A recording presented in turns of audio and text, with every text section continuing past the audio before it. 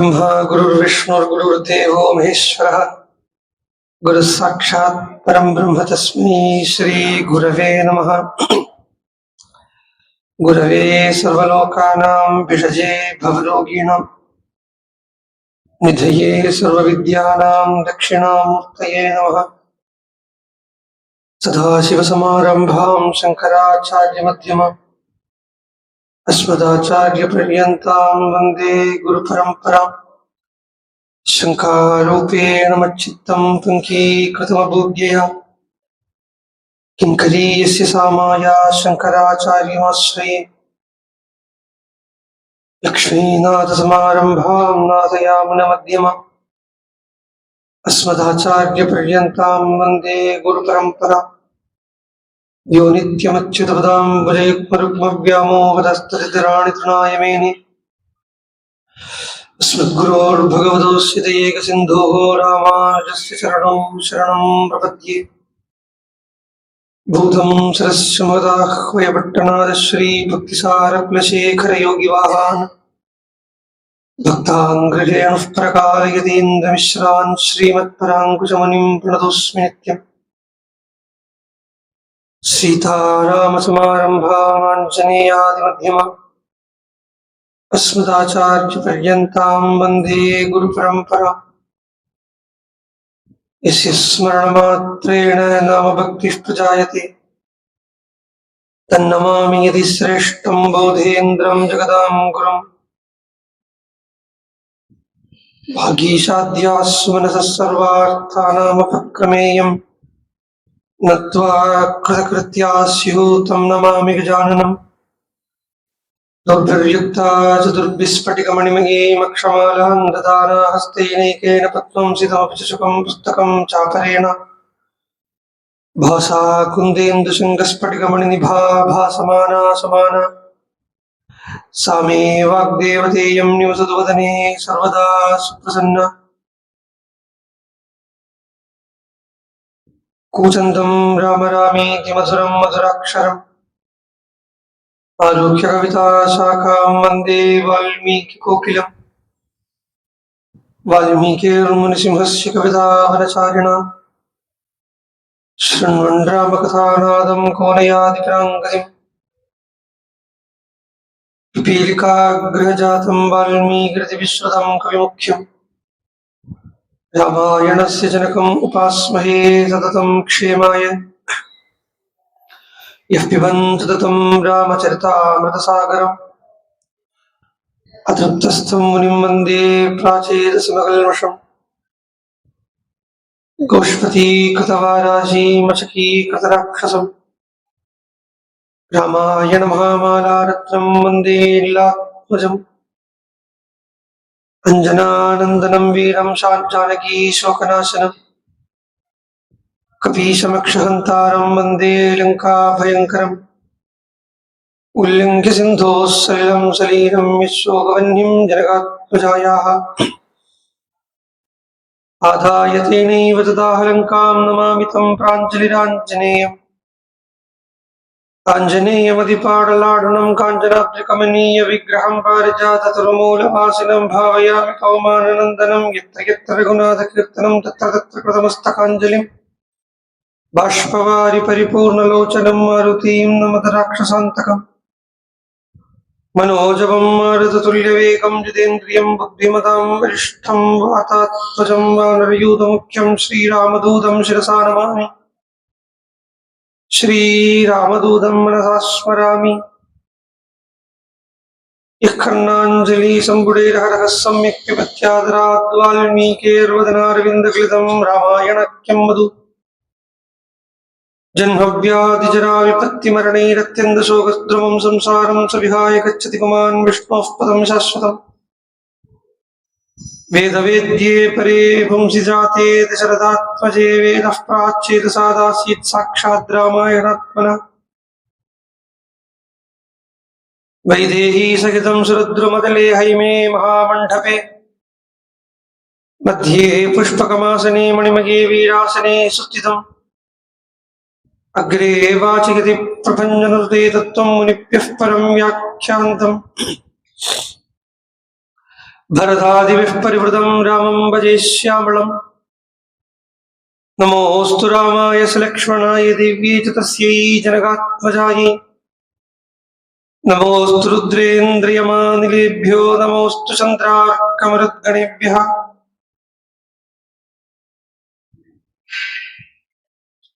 सकसेव प्रपन्नाय तवास्मीति च याचते अभयम् सर्वभूतेभ्यो ददाम्येतत्प्रदं मम धर्मात्मा सत्यसन्धश्च रामो दाशरथिर्यदि पौरुषे चाप्रतिक्बन्धः शरीरं जहिरामणिम् सर्वलोकशरण्याय राघवाय महात्मने निवेदयतु मां क्षिप्रं विभीषणोपस्थितम् योऽन्तःप्रविश्य मम वाचमिमां प्रसुप्तां सञ्जीवयत्यखिलशक्तिधरस्वधाम्ना अन्यांश्च हस्तचरणश्रवणत्वगादीन् प्राणान् नमो भगवते पुरुषाय तुभ्यम् नयन्ती सङ्कोचं सरसिजरुजं रिक्परिसरे सृजन्ती लौहित्यं नखकिरणचन्द्रार्थकचिता कवीन्द्राणां कृत्कैरवविकसनोद्योगजननी स्फुरन्ती कामाक्ष्याः चरणरुचिसन्ध्या विजयते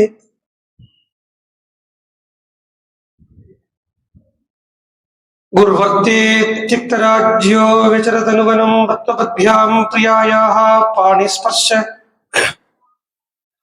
अक्षमाभ्यां मृजितपदरुजो यो हरीन्द्राणुजाभ्याम् वैरोप्याशूर्पणख्यायाः प्रियविरहरुजारोपितभ्रो विजृम्भस्तस्ताब्धिः बद्धसेतुः खलतवदहनो कौसलेन्द्रोऽवतान्नः शान्तं पद्मासनस्थं सुरमुनिविनुतं मैथिलीं वामभागम् रुद्रादिसुरविनुतं गुरुसार्वभौमं श्रीरामचन्द्रं भजे सप्तप्राकारमध्ये सरसिजमुकुलोद्भासमाने विमाने कावेरी मध्यदेशे मृदुतरफणिराट् भोगपर्यङ्गभागे निद्रामुद्राभिरामं कटिनिकटशिरः पार्श्वविन्यस्तहस्तं पद्मादात्रीकराभ्यां परिचितशरणं रङ्गराजं भजेऽहम् जानकीकान्तस्मरणं जय जय राम राम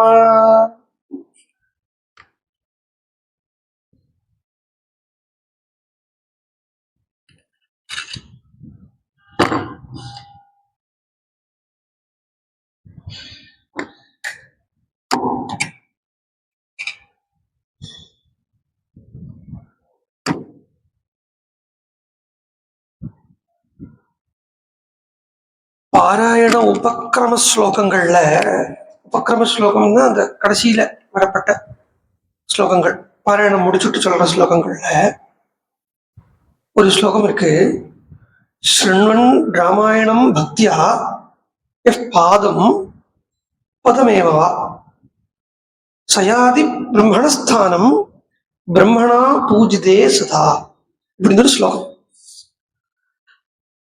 இதனுடைய பொருள் லிட்டரல் டிரான்ஸ்லேஷன் என்னன்னா, ஸ்ருண்வன் ராமாயணம் பக்தியா பக்தியோட யார் ராமாயணத்தை கேட்கிறாளோ, அதுவும் பூரா இல்லை, பக்தியோட ராமாயணத்துல வரக்கூடிய ஒரு ஸ்லோகத்தினுடைய குவார்டர், ஒரு ஸ்லோகத்தினுடைய குவார்டர், பாதம்னா குவார்டர் இல்லை, ஒரு பதம். இதை யாரு கேட்கிறாளோ யாதி, அவன் பிரம்மலோகம் போய்விடுறான். பிரம்மலோகத்துக்கு போய் என்ன பண்றான்னா, பிரம்மாவால பூஜிக்கப்படுறான். பிரம்மா உட்கார்ந்து அவனை பூஜை பண்றான். இப்படின்னு ஒரு ஸ்லோகம் வருது. இப்படி சத்தியமான வார்த்தைக்கு வார்த்தை ராமாயணம் சத்தியம் தான். ஆனா எப்படி அப்படின்னா, பதத்துக்கு பதம் ராமாயணத்துல பார்த்தா அத்தியாத்ம வித்தியே சொல்ல வச்சிருக்கு. பதத்துக்கு பதம் அத்தியாத்ம வித்தியை தான். ராமாயணம் பூரா எடுத்து அலசி பார்த்தோமானா, வால்மீகி கிட்டே இருந்து வந்த ஒரு தூ கூட வியர்த்தம் இல்லை. சாதாரணமா இதுக்கெல்லாம் அவ்வியங்கள்னு பேரு. இந்த து வை ஹ ஹி இதுக்கெல்லாம் அவ்வியங்கள்னு பேரு. சாதாரணமா இது அந்த கேப் ஃபில்லர் மாதிரி யூஸ் பண்றது காவியத்தினுடைய வழக்கம். கவிகள் எல்லாம் என்ன பண்ணுவா, கேப் ஃபில்லிங்கா இதை யூஸ் பண்ணுவா. அதாவது ஒரு லைன்ல ஒரு லைன் 4 லைன் சேர்ந்து ஒரு ஸ்லோகம், ஒரு லைன்ல 8 அக்ஷரம் வேணும். அந்த 8 அக்ஷரம் வரல 7 அக்ஷரத்துக்கு தான் வார்த்தை இருக்கு அப்படிங்கிற இடத்துல சேது போட்டுருவோம், இல்ல தூ போட்டுருவோம், ஹீ போட்டுருவோம். இதுக்கு பெருசா அர்த்தம் கிடையாது. இது யார் விஷயத்துலன்னா சாமான்யமான கவிகள் விஷயத்துல. வால்மீகியோ ஆதிகவி. ஆதிகவி மாத்திரமில்லை, ஆதிகவியால அனுகிரகம் பண்ணப்பட்ட ஆதிகவி. ஆதிகவின்னு ரெண்டு பேருக்கு ஆதிகவின்னு சொல்லுவோம். ஒன்னு பிரம்மாவுக்கு ஆதிகவின்னு பேரு, இன்னொன்னு வால்மீகிக்கு ஆதிகவின்னு பேரு. ஒரு ஸ்லோகமே உண்டு இவளை 2 பேரையும் சேர்த்து சொல்ற மாதிரி. ஆதிகவி சதுராஸ்யோ கமலஜ வல்மீகஜோ வந்தே ஆதிகவி சதுராஸ்யோ. ஒருத்தர் கமலஜன், கமலஜன் தாமரையில தோன்றினவர். இன்னொருத்தர் வல்மீகஜன், புற்றில இருந்து வந்தவர். 2 பேருக்குமே பேரு ஆதிகவி. கவி சப்தம் அதனுடைய டிவல் ஃபார்மாக்கும் கவி, கவி, கவி, கவி, கவயா அப்படின்னு போகும். கவிங்கிறது டிவல் ஃபார்ம். ஆமா. அப்போ ஆதிகவி சதுராஸ்யோ. சதுராஸ்யம்னா சதுர்ஹுனா சதுர்னு சொல்றோம் இல்லையா, சதுரஹா. சதுரஹா ஆசியா எஸ்ய சஹா சதுராஸ்யா. ஆசியம்னா முகம், சதுராஸ்யான்னா 4 தலை உள்ளவருக்கு சதுராஸ்யன். இங்க 2 பேரே சொல்றது சதுராஸ்யங்கிறது. வால்மீகியும் சதுராஸ்யங்கிறதே தான். இந்த இடத்துல சதுராஸ்யம்னா சாதுரியமா பேசக்கூடியதுங்கிற அர்த்தம். சாதுரியமான ஒரு வாக்கு, 4 தலை. அவ ஆதிகவியால அனுகிரகம், அதாவது பிரம்மாவால அனுகிரகம் பண்ணப்பட்ட, பிரம்மாங்கிறதே தத்துவத்தால அனுகிரகம் பண்ணப்பட்ட கவிங்கிறத தான் அந்த ஈகோ இல்லாமதான் ராமாயணத்தையே சாட்சாத்காரம் பண்ணிருக்காருன்னா, இந்த ச து வை இதெல்லாம் கூட 1000 அர்த்தத்தை சொல்லும் வால்மீகிக்கு. அதுக்கு ஒரு ஸ்லோகம் சொல்லுவார் சம்ஸ்கிருதத்துல. சாதாரணமான கவிகள் இருக்கா இல்லையா, அவ எல்லாம் வாக்குக்கும் அர்த்தத்துக்கும் பின்னாடி போவாளாம். வாக்குக்கும் அர்த்தத்துக்கும் பின்னாடி சாதாரண கவிகள் எல்லாம் போவா, வாக்குக்கு அர்த்தத்துக்கு. அப்போ 2 அர்த்தம் அதுக்குள்ளே புரிக்கும். லாங்குவேஜ் இருக்கு பாருங்க, ரொம்ப அழகு. அதுல இருந்து 1000 அர்த்தம் நமக்கு எடுத்துடலாம். அதாவது வாக்குக்கும் அர்த்தத்துக்கும் பின்னாடி போவாங்கிறத, இப்போ ஒரு மீட்டர் இருக்குன்னா அந்த மீட்டருக்குள்ள கொள்ளிக்கிற மாதிரி அமைச்சு அதுக்குள்ள அமைக்கிற மாதிரியான வார்த்தையை பின்னாடி தேடிண்டே போவா. அப்படி வார்த்தை கிடைச்சாலும் அது சொல்ல வந்த ஐடியாவுடைய அர்த்தம் பொருந்தி வரணும். ஸோ வாக்குக்கு அர்த்தத்துக்கும் பின்னாடி போவா சாதாரண கவிகள் அப்படின்னு ஒரு அர்த்தம். இன்னொரு அர்த்தம் என்னன்னா, சாமான்யமான கவிகள் வாக்குன்னா புகழ்னு அர்த்தம், அர்த்தம்னா பணம்னு ஒரு அர்த்தம். வாக்குக்கும் அர்த்தத்துக்கும் பின்னாடி போவான்னா புகழுக்கும் பணத்துக்கும் பின்னாடி சாதாரண கவிகள் போவா. மகாகவிகளுக்கு, வால்மீகிய மாதிரி மகாகவிகளுக்கு பின்னாடியே வாக்கும் அர்த்தமும் தானா தேடிண்டு வரும். வாச்சம் அர்த்தோனு தாவதி அப்படின்னு அவளுக்கு பின்னாடி வாக்கு அர்த்தமும் தேடிண்டு வரும்னு சொல்றது. அப்போ அப்படி வால்மீகியினுடைய ஓரோரோ தூக்கெல்லாம் கூட சிக்னிபிகன்ஸ் இருக்கு.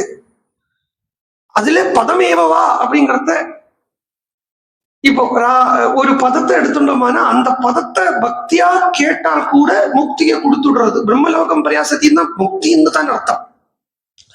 பிரம்மலோகம் அப்படிங்கிறது அது முக்தி ஸ்வரூபத்தை தான் சொல்றதே வழியா பிரம்மாவனுடைய லோகமா சொல்லப்படுறது இல்லை. ஏன்னா பிரம்மாவனுடைய லோகத்துக்கு போவன் அப்படின்னு சொன்னா நம்ம தான் அங்க போய் பிரம்மாவை பூஜிக்கணும். ஏது தேவதையினுடைய லோகத்துக்கு போறோமோ அந்த தேவதை நம்மளை பூஜிக்காது, அந்த தேவதையை நாம பூஜிக்கணும். அப்ப பிரம்மனா பூஜிதே அப்படின்னு பிரம்மாவால பூஜைப்படப்பட்டவன், இல்லைன்னா பிரம்மாவால பூஜை பண்ணக்கூடியவன் அப்படின்னா அப்ப பிரம்மலோகம் மேல போய் ஒரு ஸ்தானத்துல இருந்தா தான் பிரம்மாவால பூஜனீயனா இருப்பன். அப்ப முக்தியத்தான் சொல்றதுங்கிறத ஒரு பதமோ ஒரு லைனோ, ஸ்லோகத்தினுடைய ஒரு லைனோ ரெவரன்ஸோட படிச்சா பாராயணம் கூட பிரதானம் சொல்லலை. இந்த பாகவதத்துக்கும் ராமாயணத்துக்கும் எல்லாமே ஒரு தனித்துவம் இருக்கு. எல்லாம் சிரவணத்துக்கு தான் பிராதானியம் சொல்றது. நான் படிக்கணுங்கிற அதை விட்டுட்டு சிரவணத்துக்கு என்ன பாகவதம் இப்போ நம்ம ஆரம்பத்துல பிரார்த்தனா ஸ்லோகங்கள்னு சொல்லுவோம். அதுல சொல்றது தேவதேவ ஜெகநாதா புண்ணியசிரவண கீர்த்தனா சப்தாக சிரவணம் தேவா சபலம் குரு சர்வதா. சப்தாக படனம் சொல்லலை, சப்தாக சிரவணம், 7 நாளைக்கு உள்ள சிரவணம். ஏன்னா பிரம்ம வித்யில ஃபர்ஸ்ட் ஸ்டெப்புங்கிறது சிரவணம் தான். சிரவணம் மனனம் நிதித்தியாசம். பாராயணம் பண்றது கூட பல சிந்தைகள் இருக்கும். தப்ப பண்ணாம இருக்கணுமே, இது டாவா டாவா, இதுக்கு அர்த்தம் என்ன, இது ஹாவா ஹாவா, இப்படி எல்லாம் பல வீண் விசாரங்கள் வரும். கேட்கறதுக்கு கஷ்டமே இல்லை. அது இந்த ஆத்ம சாட்சாத்காரம் என்ன சுலபமா இருக்கு பாருங்க. ஒன்னும் கொடுக்க வேண்டிய தேவையில்லை உங்களுக்கு. இப்ப நான் சொல்றேன், இங்க நடந்துட்டு இருக்கு, இது ஒரு இந்த யஜ்ஞத்துக்கு என்ன கொடுக்கணும்? ஒன்னும் இல்லை.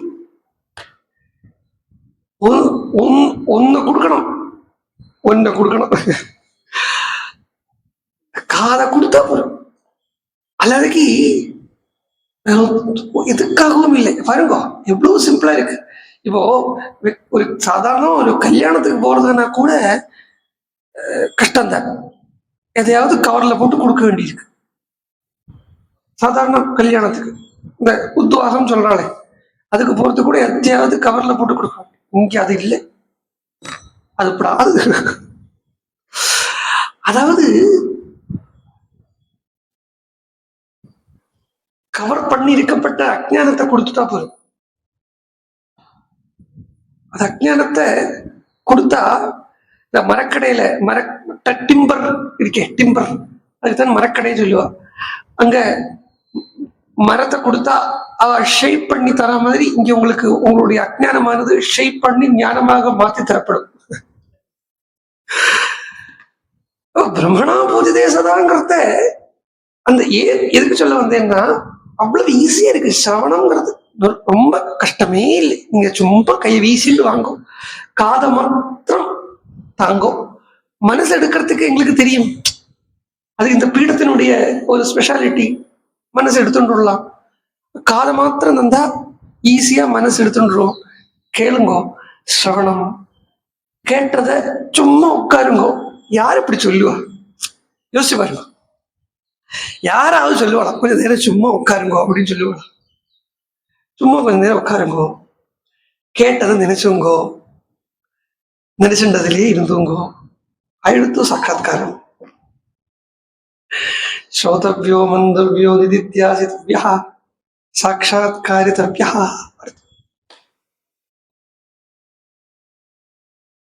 இப்படி அது ஏன் சொல்ல வந்தேன், அது ஏனோ தானோன்னு போகாம அதுக்குத்தான் அந்த பக்தியான்னு சொல்றேன். கண்டிப்பா அது பலன் கொடுக்கும். அந்த பக்தியோட அந்த ராமாயணத்தை ஒரு பாதத்தை கேட்டா போலும் அது பலன் கொடுக்கும். ஏன்னா தொட்ட இடமெல்லாம் பிரம்ம வித்யாவே இருக்கு. தொட்ட இடமெல்லாம்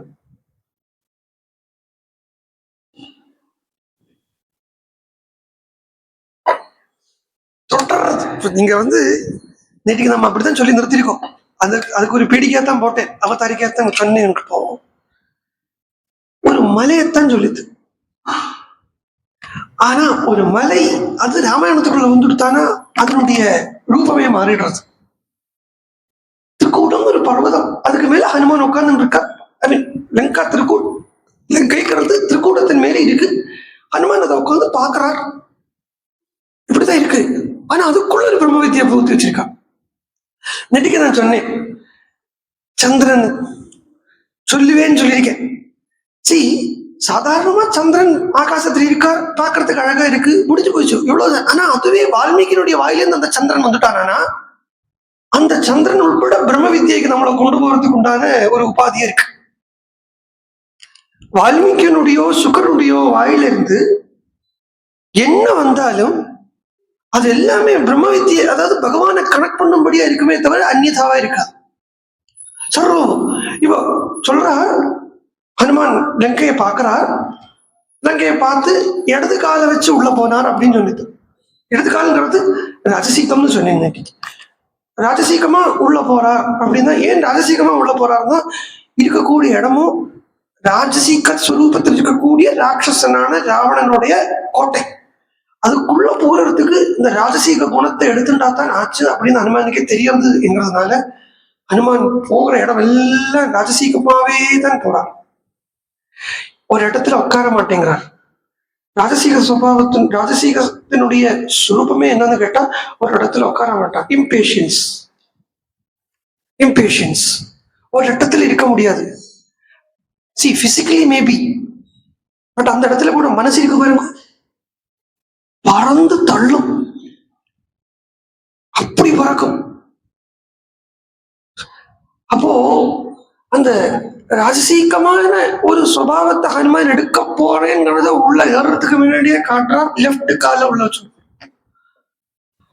லெப்ட் கால உள்ள வச்சுட்டு முதல்ல ராவணனுடைய சக ராட்சசாளுடைய வீடுகள் எல்லாம் பாக்குறாரு. லங்காவை மொத்தமா சுத்தி பாக்குறாரு. இங்க பாக்குறாரு, அங்க பாக்குறாரு. அதுவும் எந்த சமயத்துல பாக்குறாரு பாருங்கோ, ராத்திரி வேளையில பாக்குறாரு. எல்லாத்துக்குமே it has its own significance. ஒவ்வொருக்குமே அதனுடைய பிராதான்யம் இருக்கு. ராத்திரி வேளையில லங்காவை பாக்குறார். இதுதான் இப்போ சந்திரோதயம் ஆயிருக்குன்னு சொல்றோம். இப்ப ஹனுமான ஒரு சாதகனாக பார்க்கணும். ஒரு சாதகனாக ஹனுமான பார்க்கறத, it is a period before sunrise, அதுதானே ராத்திரி. சூரியன் உதயத்துக்கு முன்னாடி உண்டான ஒரு டைம், அதுதானே ராத்திரி.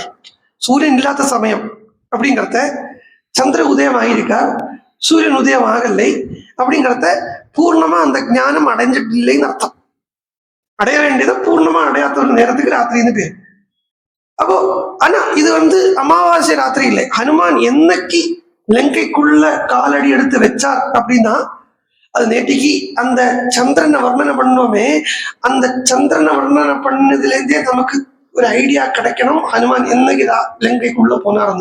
மீன்ஸ் ஒரு நியூ மூன் டே அன்னைக்கு, இல்ல ஒரு ஃபுல் மூன் டே அன்னைக்கு போனார் அப்படின்னு தோணும். அப்படி இல்லை, ஃபுல் மூன் டே அன்னைக்கு ஹனுமான் போகல.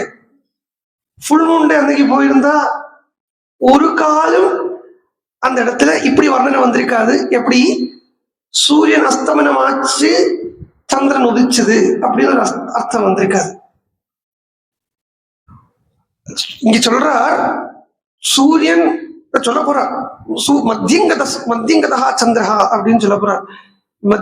மத்தியங்கத சந்திரன் சொல்ல போறார். மத்தியங்கத சந்திரன் சொல்றதையே இதுக்குள்ள நடுவுல அர்த்தம். 50%. அப்போ 50%ங்கிறத அந்த சந்திரன் என்ன சந்திரன்னா, பாதியில் இருக்கப்பட்ட சந்திரன். அதாவது அமாவாசையிலிருந்து பௌர்ணமிக்குள்ள பாதியில வரப்பட்ட சந்திரன் அஷ்டமி சந்திரன். இந்த அஷ்டமி சந்திரனுக்கும் ஸ்பிரிச்சுவாலிட்டிக்கும் ரொம்ப கனெக்ஷன் உண்டு. ரெண்டெண்ணம் வெளியில இருந்து சொல்லட்டா, லலிதா சகஸ்ரநாமத்தில் ஒரு நாமம் வருது, அஷ்டமி சந்திர விப்ராஜா. அஷ்டமி சந்திரன். ரெண்டாவது, நிஷீதே தம உத்பூதே ஜாயமானே ஜனார்த்தனி தேவக்யாம் தேவரூபிண்யாம் விஷ்ணு சர்வகுஹாசய ஆவிராசீத் யதா பிராச்சியாம் ரிஷீந்துரிவ புஷ்கலஹா அப்படின்னு அஷ்டமி அன்னைக்கு கிருஷ்ணாவதாரம். ரெண்டுக்கும் ஸ்பிரிச்சுவல் சிக்னிபிகன்ஸ் இருக்கு. ஹனுமானும் உள்ள கர்றது அஷ்டமி அன்னைக்கு கர்றார். சாதாரணமா அஷ்டமி எல்லாம் நம்ம என்ன சொல்லுவோம், இன்ஆஸ்பீஷியஸ் டே. அஷ்டமி நவமிய இன்ஆஸ்பீஷியஸ் டே சொல்லுவோம். என்ன தெரியுமா, திருப்பி எடுத்துங்க, லௌகிக காரியம் பண்ண வேண்டாம்ங்கிற நாள். அப்படி எடுத்துக்கலாம் இல்லையா? லௌகிக காரியம் பண்ண வேண்டாம். என்னத்துக்கு நம்ம முகூர்த்தம் பார்க்கிறோம், அஷ்டமி நவமி எல்லாம். இன்னைக்கு அஷ்டமி, இன்னைக்கு பால் காய்ச்ச வேண்டாம், இன்னைக்கு நவமி, இன்னைக்கு சொர்ணம் வாங்க வேண்டாம், இதுதானே. லௌகிக காரியத்துக்கு லௌகிக காரியம் பண்ண வேண்டாம் என்கிற நாள் அப்படிங்கிறத, லௌகிக காரியத்தை விட்ட ஈஸ்வர காரியம் தானே இருக்கு. ஸ்பிரிச்சுவாலிட்டிக்கு உகந்த நாள்.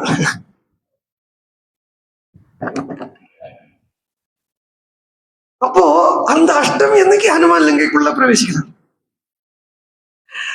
அதுவும் சந்திரன் எப்படி இருக்கார்? அர்த்த சந்திரனா இருக்கார். சோ இங்க ஒரு ஃபுல் சர்க்கிள்ங்கிறது எங்கேருந்து ஆரம்பிச்சு எங்க வரைக்கும் போறது பாருங்க. இங்க சோமவம்சம் சொல்லிட்டு இருக்கும், சூரிய வம்சம் சொல்லிட்டு இருக்கும். ரொம்ப சிக்னிபிகன்ஸ் இருக்கு சூரிய வம்சம். அப்பவே ஞான யோகம் பார்க்கணும். ஞான யோகம்ங்கிறது தெரியறது. இந்த ஞான யோகத்துக்குள்ள ஒரு சந்திரனுடைய ரெஃபரன்ஸ் வருது. சந்திரனை சொல்றான். சந்திரனை சொல்லாத கர்மயோகம் மனசு எல்லாம் வச்சுங்கோ. சோ சூரியனை பத்தி ஞான யோகத்துக்குள்ள ஒரு கர்மயோகத்தினுடைய ஒரு ரெஃபரன்ஸ் வருது. இதே பாகவதத்திலேயுமே, பாகவதம் மகாபாரதம் சொல்லியாச்சானா இட் இஸ் த கர்மயோகம். இட் இஸ் த கர்மயோகம். கர்மயோகம் தான் பாகவதத்துல, பாகவதம் மகாபாரதம் அந்த சோமவசம் எல்லாம் சொல்றது. கிருஷ்ணாவதாரம் எந்த சந்திரோதயத்துல ஆச்சு? இப்ப ஹனுமான் எந்த சந்திரோதயத்துல உள்ள போறார் அப்படின்னா, கிருஷ்ணாவதாரத்தினுடைய அஷ்டமி கிருஷ்ணபக்ஷ அஷ்டமி இல்லையா? அதாவது பௌர்ணமியிலேருந்து ஆரம்பிச்ச அஷ்டமிக்கு தான் கிருஷ்ணாவதாரம் நம்ம எடுத்துக்கிறோம். But at the same time இங்க இருக்கப்பட்ட சந்திரோதயம் அமாவாசையிலேருந்து ஆரம்பிச்சு வரக்கூடிய அஷ்டமி. அப்ப என்ன, வாட் இஸ் சிக்னிபிகன்ஸ் ஹியர் அப்படின்னா, அங்க கர்மயோகம் அது அப்படியே முள்ள முள்ள முள்ள முள்ள கர்மயோகம் ஃபெய்ட் ஆயிட்டு வருது. என்ன, கிருஷ்ணன் அவதாரம் பண்ணி இந்த முக்தியை கொடுக்க கொடுக்க கொடுக்க கர்மயோகம் ஃபெய்ட் ஆகி அது ஞான யோகத்துக்கு போயிடும். பௌர்ணமியிலேருந்து ஆரம்பிச்சு வரக்கூடிய சந்திரன் ஃபெய்ட் ஆகி தானே அமாவாசைக்கு போறான். இங்க ஞான யோகத்துக்குள்ள போறான். எப்படின்னா, சந்திரன் இங்கேயுமே ஃபுல்லாய் வந்துட்டு இருக்கு. சந்திரன் இங்க ஃபுல் அமாவாசையிலேருந்து ஆரம்பிச்சு பௌர்ணமிக்கு போகிற வேளையில ஃபுல் உதயமாய் வந்துட்டு இருக்காங்கிறத, karma is going to attain its limit. இந்த சந்திரன் அஷ்டமியில இருக்கக்கூடிய இதனுடைய ரெஃபரன்ஸ் பார்த்தா, கர்மா இங்க ஹனுமான் கர்மாவை பூர்த்தி பண்ணியாச்சு. கர்மாங்கிறது இனிமே பண்றதுக்கு இல்லை. அட் த சேம் டைம் ஞானத்தினுடைய அர்த்த சந்திரன் சொல்றோம் இல்லையா, இந்த ஞான யோகத்தினுடைய அர்த்த ஸ்திதிக்கு வந்தாச்சு. ஏன்னா லங்கையை தாண்டினது, கடலை தாண்டினதே பாதி தாண்டியாச்சு. கடலை தாண்டினதே ஞானத்தினுடைய பாதி தாண்டி, அந்த அடைய வேண்டியதனுடைய பாதி தாண்டியாச்சு. ஏன்னா தாபத்திரங்களை 3 தாண்டிட்டார். அதே போல அந்த லங்கினி இல்லைன்னா அந்த லங்கா உருவம் எடுத்து வந்ததே, அதையும் ராஜசீகமாவே கையாளறார் என்கிறத ஆசைய எதிர்க்கிறார். ஆசைக்கு மரணத்துக்கு முகாமுகம் நிற்கிறார் மேலே. அதே மாதிரி ஆசைக்கு முகாமுகம் நின்று என்ன ஒன்னால் என்ன பண்ண முடியும் அப்படிங்கிற ஒரு பாவத்துல, வீர பாவத்துல நிற்கிறார். சோ இந்த ஞானத்தினுடைய பாதி வழி வந்தாச்சு. இனி ஃபுல்லாகிறது எப்போன்னா, சாதகன்னு சொல்லிட்டே இல்லையா ஹனுமான, இந்த சாதகனா இருக்கப்பட்ட ஹனுமான் எப்போ அந்த ஞானம் பூர்த்தி ஆகிறது பார்த்தா, சீதையை பார்க்கறதோட அந்த சாதனை பூர்த்தி ஆயிடுறது. ஹனுமான்கப்பட்ட அந்த சாதகனுடைய சாதனை பூர்த்தி ஆடுறது. பட் அங்கதான் அந்த குருங்கப்பட்ட ஹனுமானுடைய வேலை ஆரம்பிக்க போறது. சாதகங்கிற அந்த ஹனுமானுடைய வேலை பூர்த்தி ஆயிடும், அங்கிருந்து குருங்கப்பட்ட ஹனுமானுடைய வேலை ஆரம்பிச்சிடும். இப்படி சந்திரனுக்கு கூட சிக்னிபிகன்ஸ், சந்திர உதயத்துக்கு கூட சிக்னிபிகன்ஸ். சந்திரனை பார்த்துட்டு உட்கார்ந்து இருக்காரு. நேற்றுக்கே சொன்னேன், சங்கப்பிரபம் க்ஷீரமணாளவர்ணம் உத்கச்சமானம் விவபாசமானம் அப்படின்னு இந்த சந்திரனை பார்க்கறத ஹனுமானுக்கு சீதையை ஞாபகம் வருது. ஏன்னா சீதை சந்திரவதனான்னு பேரு சீதைக்கு. சந்திரன் போல முகமுடையவள். ஐயோ, நம்ம போனமே சீதையும் இப்ப அர்த்த சந்திரநாட்டம் தானே இருக்கா. அதாவது சோபை இழந்த சந்திரனை போல இருப்பிலே அந்த சீதையை போய் பார்க்கணுமே அப்படின்னு கிளம்புறார். இலங்கை உருவம் எடுத்து வருது. தடுத்தார், தள்ளி விட்டார், ஆசைகளை இப்படியே தட்டி விட்டார். உள்ள ஏறார். உள்ள ஏறி சுத்துறார். சுத்துறத மத்தியங்கதமம் சுமந்தம், இந்த வேர்டு மத்தியங்கதமம் சுமந்தம் ஜோத்ஸ்னாவிதானம் முகுருத்தமந்தம் ததர்ஷ தீமான் புவி பானுமந்தம் கோஷ்டே விஷம் மத்தமிவ பிரமந்தம். இது வால்மீகி அடுத்தது சொல்றார், இந்த சந்திரனை ஒரு நார்மல் சந்திரனை நம்மளால பார்க்க முடியாதுங்கிறதுக்கு அடுத்த ஸ்லோகமே பிரமாணமா இருக்கு. கர்மயோகத்தை தான் இந்த சந்திரனை கொண்டு குறிக்கிறதுங்கிறதுக்கு. லோகஸ்ய பாபானி விநாசயந்தம், லோகத்தினுடைய பாவங்கள் எல்லாம் நீக்கக்கூடியதுங்க. என் பாவம் நீக்கிறது எப்படி? பாவம் நீங்கிறதுக்காகத்தான் சாஸ்திரங்கள் கர்மாக்களை விதிக்கிறது. பாவம்ங்கிறது தான் தாபத்துக்கு காரணமா இருக்கு. தாபத்திரயங்களுக்கு காரணம் எது இருக்கு? பாவம் தான் காரணமா இருக்கு. இந்த தாபங்களை நீக்கிறதுக்கு பாவங்களை இல்லாம பண்ணணும். பாவங்களை நீங்கணுமானா பாபத்தின் மேல் இருக்கக்கூடிய வாசனை நீங்கணும். ஏன் பாவம் பண்ணுறோம் அப்படின்னா, பாவம் எங்கேருந்து வருது? What is the base of பாவம்? அண்ட் நீங்க சொன்னேன் இல்லையா, கர்மயோகம் பூரா ஆயிடுத்து, கர்மயோகம் இன்னும் பண்றது, கர்மாவே இன்னும் பண்றதுக்கு இல்லை அப்படின்னு சொன்னேன் இல்லையா. அதுக்கு ஒரு எவிடன்ஸ் ஆகவும் இந்த ப்ரூஃப் ஆகவும் வால்மீகி பகவான் இந்த ஸ்லோகத்தை வைக்கிறார். கர்மாங்கிறது பூரா ஆயிடுத்து அப்படின்னா பாபம் இல்லாம ஆகிறது. பிகாஸ் எந்த கர்மாவுமே பலனா ரெண்டு கொடுக்கும், ஒன்னு பாபம், இன்னொன்னு புண்ணியம்.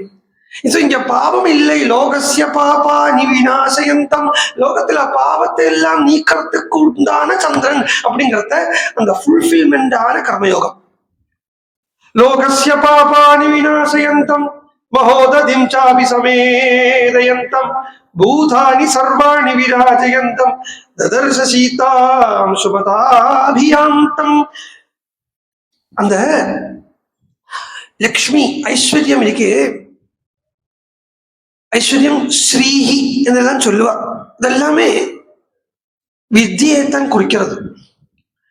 Wealth, no wealth is equal to literacy. அறிவுக்கு துல்லியமான, நாலேஜுக்கு துல்லியமான வெல்த் கிடையாது. அப்போ இங்கெல்லாம் ஸ்ரீஹி அப்படின்னு வந்ததுன்னா வேத, ஏன்னா ராமாயணம்ங்கிறது வேதத்திலிருந்தே வந்திருக்கக்கூடிய ஒரு கிரந்தம்ங்கிறத வேதம் ஒன்னு ஸ்ரீன்னு சொல்றது. வேதம் சொல்லப்பட்ட ஸ்ரீ வேற ஒன்றும் இல்லை, வேதத்தையே வேதம் ஸ்ரீன்னு சொல்லிக்கிறது. ரிஜசாமா நியஜோகும் ஸ்ரீ சாஹி ஸ்ரீஹி அமிர்தாம் சதாம். சாதுக்களுக்கும் ஞானிகளுக்கும் பக்தாளுக்கும் ஸ்ரீ எதுன்னு கேட்டா ரிக் யஜுஸ் சாமம்ங்கிற வேதம் தான். அப்ப அந்த வேதம் என்கிற அந்த ஐஸ்வர்யம் சொல்றார். யா பாதி லக்ஷ்மி புவி மந்தரஸ்தா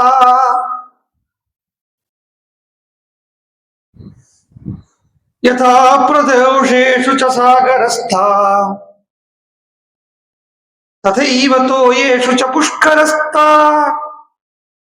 ராஜசா சாரு நிஷாகரஸ்தா யா பாதி லக்ஷ்மி புவி மந்தரஸ்தா. புவி மந்தரம். சாதாரண ஒரு சாதகனுக்கு இந்த வித்தியங்கிறது முதல்ல எட்டாக்கணியா இருக்கும். அதுவே அவனுடைய தீவிரதை ஜாஸ்தியாக ஜாஸ்தியாக அதுவே அவனுடைய புத்திமயமா மாறிடும். பிரதோஷ காலேஷு தத சாகரஸ்தா.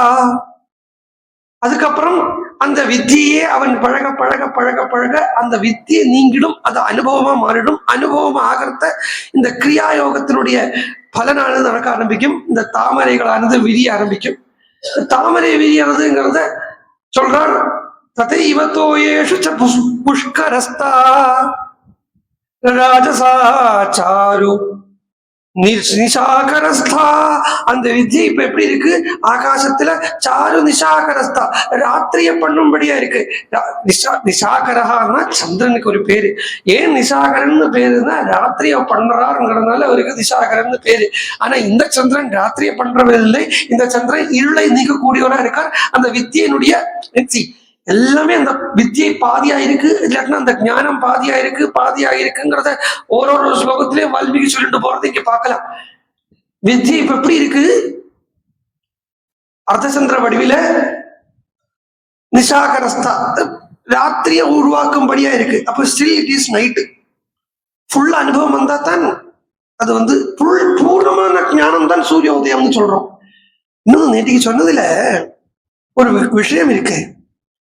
நம்ம கருடனுடைய சரித்திரம் எல்லாம் சொல்லிட்டு வந்தோம் இல்லையா? அதாவது திருக்கூடம் பர்வதத்தை சொல்றத இந்த கருடன் அன்னைக்கு கிஷ்கிந்தா காண்டத்துல சம்பாதின்னு சொன்னோம். இவளுக்கு எல்லாருக்குமே இவ எல்லாருமே சொந்தக்காரர்.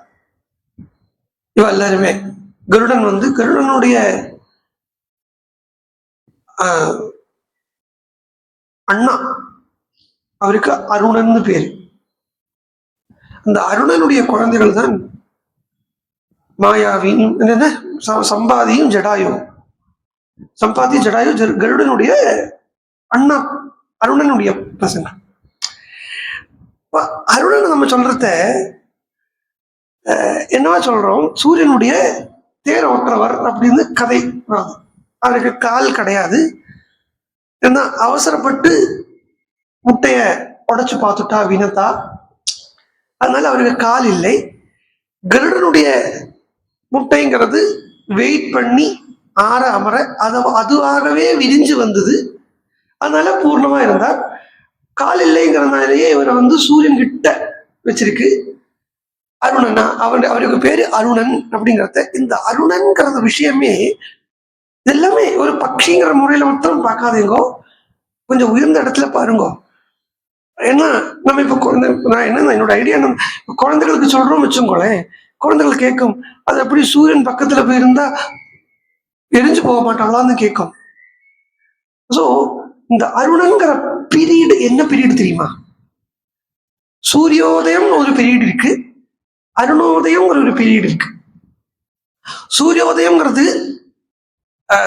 உதயம் ஆயாச்சு அப்படின்னா என்ன, பூர்ணமா ஞான அனுபவம் ஆயாச்சு, அதுதான் சூரியோதயம். சூரியோதயத்துக்கு முன்னாடி உள்ள டே டான், அதுதான் அருணோதயம். ஞானத்துக்கு முன்னாடி உள்ள ஸ்டேஜ்னு அர்த்தம். அது ஞானத்துக்கு முன்னாடி உள்ள ஸ்டேஜாகவே ஏன் பார்க்கணும்னா, பூர்ணமா முட்டை துறக்கிறதுக்கு முன்னாடி அவசரப்பட்டு போட்டி அந்த ஒரு அவசரத்தை காட்டுறது. இந்த ஞானம் பூர்த்தி ஆகலை, அதுக்கு முன்னாடி உள்ள ஸ்திதி இது. அதனாலே அவருடைய குழந்தைகளை பாருங்க, சூரியனை பிடிக்கிறதுக்கு போச்சு, ஆனா பிடிக்க முடியல. அதே இடத்துல ஆஞ்சநேயர் பிடிக்கிறதுக்கு போனார், அவராலே பிடிக்க முடியலை. பட் அவர் என்ன பண்ணிருக்கார், இந்திரன் வஜ்ராயுதத்தை விட்ட உடனே வாயு பகவான் என்ன சூரியனை பிடிக்கிறதுக்குன்னா ஆத்ம ஞானத்துக்கு யூ நீட் சம் சாதனை. ஆத்ம ஞானத்துக்கு சாதனை தேவைதான், தேவையில்லைன்னு சொல்லிட முடியாது. இப்ப சிரவணம்ங்கிறதே ஒரு சாதனை தானே. சிரவணம் நாம சங்கீர்த்தனம்ங்கிறது ஒரு சாதனையா தானே சொல்றான். பட் பக்தி சம்பிரதாயத்துல நாம சங்கீர்த்தனத்தை வெறும் சாதனையா சொல்லாமைக்கு சாத்தியமாவே சொல்றது. நீ இத்தனை பக்தி பண்ணி உனக்கு என்ன கிடைச்சது அப்படின்னு கேட்டா, நான் நாமா சொல்றேனே, அதுதான் நான் பக்தி பண்ணதனுடைய பிரயோஜனம் அப்படின்னு சொல்றது இது. அப்போ இந்த ஆத்ம ஞானத்துக்கு கொஞ்சம் சாதனை தேவைப்படுறதுங்கிறத, சாதனை ஹனுமான் என்ன சாதனை பண்ணார்னா சூப்பரா பிராணாயாமம் பண்ணார். இதுவே ஏன்னா அது எப்படி எந்த அடிப்படையில சொல்றதுன்னு கேட்டா, அந்த அடிப்படை என்னன்னா பிராணாயாமம் பண்ணினாங்கிறதுக்கு அடிப்படை வேற ஒன்றும் இல்லை. வாயு பகவான், பிராணனா இருக்கப்பட்ட வாயு பகவான் அவரை கூட்டிண்டு குகைக்குள்ள கொண்டு வச்சார்னா. குகைங்கிறது எங்க பாருங்க, எங்கேயுமே குகைங்கிறது ஹிருதயத்தை தான் குகைன்னு சொல்றது. ஹிருதயம், அதுக்குதான் குஹான்னு பேர். தஹ்ரம் குஹா எல்லாம் சொல்றது இந்த ஹிருதயத்துக்கு தான். குகையில பண்ணக்கூடிய, அதாவது ஹிருதயத்துல நடக்கக்கூடிய பிராணாயாமம்னா அது கேவல கும்பக ஸ்திதியாக்கும். அடிக்கடி சொல்லுவேன் இல்லையா, கேவல கும்பகம்னு. அந்த கேவல கும்பகமாக்கும் இந்த இதுக்கு என்ன, வெளியில இருந்து ஒன்றும் பிராணம் இல்லை, அவரோட கூடவே அந்த குகைக்குள்ள வாயு பகவான் பிராணன் அதுக்குள்ளே இருக்காருன்னா, அப்போ வெளியில இருந்து எனர்ஜி எடுத்துக்கிறது தேவையில்லாமக்கு உள்ளேயே அந்த பிராணாயாமம் பலம் சித்திச்சு அந்த கேவல கும்பக சிதி கிடைச்ச உடனே அடுத்தது என்ன பண்ணார்னா, சூரியனை அவரை கூப்பிட்டு வச்சு வித்தியை சொல்லி கொடுக்குறார். அதாவது ஆத்ம ஞானம் அனுபவம் ஆத்மானுகிரகத்தாலேயே கிடைக்கிறதுன்னு அர்த்தம்.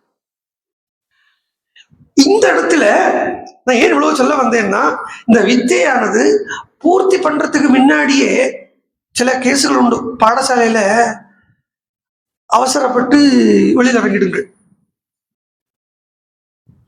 பாடசாலையில படிக்காம எல்லாம் ஆயிடுத்து, ஒன்னும் இன்னி படிக்கிறதுக்கு இல்லை, இன்னும் இல்லை இவா சொல்லித்தரது போராதுன்னோ, இல்லை வேற ஏதாவது காரணமோ சோம்பேறித்தனத்தாலேயோ அறகுறையோ வெளியில் இறங்கிடும். Life waste, total waste. அதுவும் அங்குற்றேன் இல்லை இங்குற்றேன் இல்லைன்னு நிற்கும். விபீஷணன் சொல்றான், கடலுக்கு மேல நின்று கம்பன் சொல்றான், அங்குற்றேன் இல்லை இங்குற்றேன் இல்லை, நான் நிக்கிறேன் நீங்க, ராமா நீ சேர்த்துண்டா உண்டு, எனக்கு திருப்பி அந்த பக்கம் போக முடியாது, எங்க அண்ணன் என்ன சேர்த்துக்க மாட்டேன் அப்படி நிற்கும். அந்த மாதிரி இந்த சந்திரன் நிற்கிறாரோ, மத்தியங்கதா சொல்லிட்டாளே அப்படி நிற்கிறாரோன்னா, இல்லை இல்லை, இது உயர்ந்த ஸ்ரீதான், இது வித்தியை தான். இந்த வித்தியானது முள்ள முள்ள அந்த டிரான்சிஷன் ஃப்ரம் கர்மா டு ஞானத்துக்கு வந்துட்டு இருக்கக்கூடிய வித்தியை தான் அப்படின்னு சொல்லி அந்த சந்திரனை பூரா பார்த்து வர்ணிச்சு, அதுக்கப்புறம் லங்காக்குள்ள பூரா பார்க்கிறார். நிறைய மாட மாளிகைகள், கூட கோபுரங்கள் எல்லாம் தெரிகிறது. நல்ல ஸ்பிக் அண்ட் ஸ்பேனா இருக்கு ரோடெல்லாம். லங்கை கிளீனா இருக்கு. லங்கை ஒரு இடத்துல கூட நாஸ்டியா வர்ணிக்கவே இல்லை, அவ்வளவு அழகா இருக்கு, ரொம்ப அழகா இருக்கு. லிங்க சரீரம் ரொம்ப அழகாத்தான் இருக்கும். லிங்க சரீரம் ஃப்ரெஷ்ஷா இருக்கும், ஆல்வேஸ் ஃப்ரெஷ் லிங்க சரீரம். ஆனா அதுக்குள்ளதான் பரமாத்மாவை தெரிஞ்சுக்க முடியுங்கிறதாலே, ஈகோ அங்கதான் இல்லாம ஆகுறதுங்கிறதாலே. ஸோ ரொம்ப அழகா இருக்கு. வைரம் வைடூரியம் வஜ்ரம் எல்லாம் பதிப்பிச்ச பில்டிங்ஸ், பெரிய, அதுவும் ஆகாசத்தை போய் தொடுவோம் அப்படின்னு நினைக்கும்படியான பில்டிங்ஸ் இருக்கு. எல்லாத்தையும் ஓரோனா பாக்குறா. ஆகாசத்துல போய் விஹங்கா விஹகோ கூடா அந்யா புனர் ஹைமிய தலோ விஷ்டா பத்திர பிரியாங்கேஷு சுகோபவிஷ்டாக. அதுல நிறைய ராட்சசால் காவல் நிற்கிறத பாக்குறா. அந்த ராட்சசால் காவல் நிற்கிறத, அதுக்குள்ள இருக்கப்பட்டவா நிறைய ஸ்திரீகளை பார்க்கிறார். ராவணனுடைய அந்தப்புற கிரகங்களை பார்க்கிறார். ராவணனால நிறுத்தி வச்சிருக்கப்பட்ட காவல்காரர்களை பார்க்கிறார். ராவணனால சேர்த்து வச்சிருக்கப்பட்ட விலை உயர்ந்த பொருட்களை பார்க்கிறார். நடுவுல நிறைய ஸ்திரீகளை பார்க்கிறார். இந்த ஸ்திரீகள் எல்லாம் எப்படி ஒத்து பார்த்தார். நத்வேவ சீதாம் பரிபாஜிதாதாம் பதிஸ்திதே ராஜகுலே பிரஜாதாம் ரதாம் பிரபுல்லாமிவ சாது ஜாதாம் ததர்ஷ தன்மீம் மனசா விஜாதாம். இதெல்லாத்தையும் பார்க்கிறார். சீதையை மாத்திரம் பார்க்கலையே. எப்பேற்பட்ட சீதை அப்படின்னா, சனாதனே வர்த்மனி சன்னிவிஷ்டா, சனாதன தர்மத்திலேயே வர்த்திக்கிறதுக்கு ஆகிரகம் உள்ளவள். ராமே ராமே க்ஷணீம் தாம் மதனாபிவிஷ்டா, ராமனை பார்க்கணும், ராமனை அடையணும் அப்படிங்கிறதுலயே தீவிரமா இருக்கக்கூடியவள். பந்துர்மன ஸ்ரீமதனு பிரவிஷ்டா ஸ்ரீபிய பரிபராபியாஸ்ததா நிவிஷ்டா. மற்ற ஸ்திரீகளுக்கு முன்னாடி ஜொலிக்கக்கூடிய நாரியனா முத்தமா வதூஹு அப்படின்னு இருக்கக்கூடிய சீதையை பார்க்கலையே. உஷ்ணாதிதாம் சானு உஷ்ணாடுதானாம் சாந்து சாஸ்திர கண்டி புராவரார்ஹோத்தம நிஷ்கண்டி சுஜாத பக்ஷாமிவாபி அபிரக்த கண்டீம் வனே பிரவருத்தாமிவ நீலகண்டீம். வனத்துல சுயமா சஞ்சாரம் பண்ணிட்டு இருக்கக்கூடிய ஒரு மயில் போல் இருக்கக்கூடிய அந்த சீதையை பார்க்கலையே. அவ்யக்த ரேகாமிவ சந்திர ரேகாம் சொன்னேன் இல்லையா. எந்த சந்திரனை பார்த்தாரோ அந்த சந்திரனை பார்த்த உடனே சீதையினுடைய ஞாபகம் போயிடுத்தோம்னா அவ்யக்த ரேகையா இருக்கு சந்திரன். அஷ்டமி சந்திரன் ஃபுல்லா இருக்காது இல்லையா, அவ்யக்த ரேகையா தனி இருக்கும், ஒரு மெலிஞ்ச ரேகையா போல இருக்கு. பிராம் சுப்ரவித்னாமிவ ஹேம ரேகா, பிராம் சுப்ரதிக்தாமிவ ஹேம ரேகா க்ஷதப்ரரூடாமிவ வர்ண ரேகா வாயு பிரபூதாமிவ மேக ரேகா. வாயுவால தள்ளி விடப்பட்ட மேகரேகையை, உலை குழஞ்ச மேக ரேகையை போல, பூர்ணமா உருவெடுத்து வராத சந்திர ரேகையை போல, வனத்தில் இருக்கக்கூடிய மரங்கள் விழுந்து சிதிலமான இந்த லதைகள் இருக்கே, அந்த மாதிரியான சீதைய அங்க எங்குமே பார்க்கலையே. அதுவும் இந்த ராமனுடைய பத்னிய எங்குமே பார்க்கலையே. சீதாவபஷ்யன் மனுஜேஸ்வரஸ்ய ராமஸ்ய பத்னீம் வததாம்பரஸ்ய பபூவ துக்கோபகதாச்சிரஸ்ய பிளவங்கமோ மந்தைவ அச்சிரஸ்ய. சீதையை பார்க்கலைங்கிறதுலயே அவருக்கு ஒரு உற்சாகம் கம்மி ஆகிறது. அதுமான அதாவது நேச்சுரலா காட்டுறார் வால்மீகி, நோ எக்ஸாஜரேஷன்ஸ். ரொம்ப நேச்சுரலா இருப்பார் ஹனுமான். ஒரு பக்கா சாதக நாட்டமே இருக்கார். அது ஒரு சாதகருக்கு எப்படின்னா, இந்த சாதனை பண்ற காலத்துல அவன் அவசரப்படுவான். சாதனா காலம் அது ஏக்கமா மாறும். கிடைக்கலையே, அறியலையே, தெரிஞ்சுக்கலையே, இப்படிங்கிற அந்த ஏக்கம் போகும். இப்படி அந்த ஏக்கம் போக போக போக போக கொஞ்ச நாள் ஆகிறத, ஏன்னா இது கிராஜுவலா தான் பலன் கொடுக்கும் எந்த சாதனையுமே. அத ஒரு ஒரு லௌகிக சாதனைக்கே அதுதான் பலன்கிறத, ஆத்தியாத்மிக சாதனைக்கு எவ்வளவு வெயிட் பண்ணணும். அதுக்கு எட்டர்னல் வெயிட்டிங்னே பேர் வச்சுங்க. அந்த எட்டர்னல் வெயிட்டிங் எப்படி இருக்கணும், அது நந்தி தான் காட்டி தரான்னு நாம் அடிக்கடி சொல்லுவோம். நந்தி உட்கார்ந்து இருக்கிற மாதிரி சிவனே இருக்கணும். செம்முன்னு உட்கார்ந்து இருப்பார், பார்த்துட்டே இருப்பார். எப்ப வேணுமா கால் வரலாம். பட் அந்த கால் வர சமயத்துல நம்ம போகிறதுக்கு ரெடியா இருக்கணும், தயங்கப்படாது. ஆஸ் ஆஃப் கோபிகைகள் எப்படி கால் வந்த உடனே எல்லாத்தையும் விட்டுட்டும் ஒண்ணு கூட பார்த்துக்கலை. ஆபரணத்தை பார்த்தாளா, காதல போட்டுக்கிற கடுக்கனை பார்த்தாளா? ஒரு காதல கடுக்கன் போட்டு இருக்கா, இன்னொரு காதல கடுக்கனை, ஒரு காதல கம்மல் போட்டு இருக்கா, இன்னொரு காதல கம்மல் இல்லை. எப்படின்னு அந்த கால் என்ன, இந்த குருட்டேந்து கால் வந்துருத்து. பகவான் கூட கூப்பிடலை கோபிகைகளை. கிருஷ்ணனை, ஐ மீன் கோபிகைகளை கிருஷ்ணன் தான் கூப்பிட்டா நினைச்சுட்டு இருக்கலாம். கிருஷ்ணன் கூப்பிடலை. என்ன கேட்டான்? சுஷ்ராவ தத் வேணு கீதம். அந்த வேணுவாக்கும் கோபிகைகளை கூப்பிட்டு, அதாவது குருவனுடைய கால். அத்தியாத்மிகத்துல பகவானை விட குருவுக்குத்தான் ஸ்தானம் ஜாஸ்தி. ஏன்னா இந்த குரு இல்லைன்னா பகவான் இல்லையே. வால்மீகி இல்லைன்னா ராமனே இல்லையே. அது ஒத்துக்க வேண்டியது. மாதா பிதா குரு தெய்வம் அப்படின்னு நம்ம பழக்கத்திலேயே சொல்லிட்டு இருக்கோம். அந்த வெயிட்டிங்கிறது ரொம்ப தேவை. அது வெயிட் பண்றதுக்கு சில சமயம் அந்த அவசரம் என்ன ஆயிடும்னா, அது ஒரு என்னடா இது சே அப்படிங்கிற ஒரு ஒரு வெறுப்பில கொண்டு போய் விட்டுடும். ஒரு அரச மரத்தை பிரதட்சணம் பண்ணிட்டு உடனே அடிவயத்தை தொட்டு பார்க்கறதுல அர்த்தம் இல்லைன்னு சொல்லுவா. அரச மரத்தை பிரதட்சணம் பண்ணாலும் அடிவயத்தை தொட்டு பார்த்தாலாம் அப்படின்னு சொல்லுவா. அதுக்கே அர்த்தம் இல்லைங்கிறத, இது எவ்வளவு பெரிய விஷயம். அப்ப இதுக்கு எவ்வளவு வெயிட் பண்ணணும். ஆனா ஹனுமானுக்கு, ஆஞ்சநேய சுவாமிக்கு அந்த வெயிட் பண்றதுக்கு முடியலைங்கிறதுனாலே தான் ஓரோனுக்குள்ளே சீதையா பாக்குறா. இங்க சீதை இருக்காளா, இங்க சீதை இருக்காளா, இங்க சீதை நம்ம சொல்லுவோம் இல்லையா, எதையாவது வச்சா எங்கேயோ தேடிண்டே இருக்கோமோ. ஏன் எங்கேயோ தேடுறோம் அது இருக்கிற இடம் தெரியலைங்கிறதுனால எங்கேயோ தேடுறோம். இருக்கிற இடத்துல போய் பார்த்தோம்னா இவ்வளவு தேடல் தேவையில்லை இல்லையா. அப்ப அந்த இருக்கிற இடம் அது காட்டணும் இல்லையா, அது காட்டுறதுக்கு அதனுடைய கிரேஸே வேணும் இல்லையா. அப்ப அதுக்குதான் உபநிஷத் சொல்றது, எமைவேஷே தேனர்த்தா.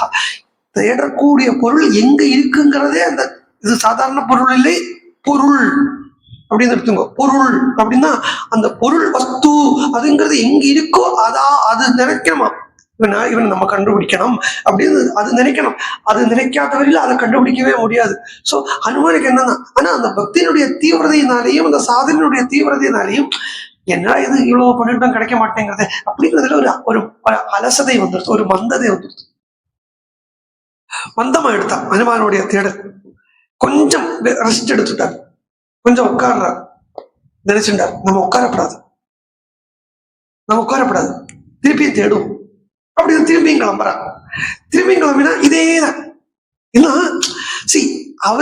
ஏன் அவருக்கு அலசதை வந்ததுன்னா, அப்படியே ஸ்பிரிச்சுவலாவே போயிட்டு இருந்தாலும் வச்சுக்கோங்களேன், அவருக்கு அந்த அலசதை வந்திருக்காது. ஸ்பிரிச்சுவலாவே போயிட்டு, இது என்னதான், இது எல்லாருக்குமே உள்ளதான். சம்சாரத்துல வாழக்கூடிய எல்லாருக்கும் இந்த ஒரு ப்ராசஸ் உண்டு. பாருங்க, என்னமா ராமாயணம் வால்மீகி காட்டுற பாருங்க. ஒருத்தனுக்கு சுற்றுச்சூழல்ல, அதாவது சரௌண்டிங்ஸ்ல ஸ்பிரிச்சுவலாவே இருந்துருந்ததுன்னா அவனுக்கு ஒரு அந்த மடுப்புன்னு சொல்லுவா. அதுக்கு என்ன சொல்லுவா தமிழ்ல? மடுப்புன்னு சொல்லுவா. மலையாளத்துல மடுப்புன்னா வெறுப்பு இல்லை, சரி என்னடா இது அப்படிங்கிறது. சோம்பேறித்தனம் சொல்ல முடியாது, ஃப்ரஸ்ட்ரேஷனும் இல்லை. இதான் பாருங்க சொல்றேன், மடுத்து போறது, ஒரே அலுப்பு அலுப்பு அலுப்பு அலுப்பு.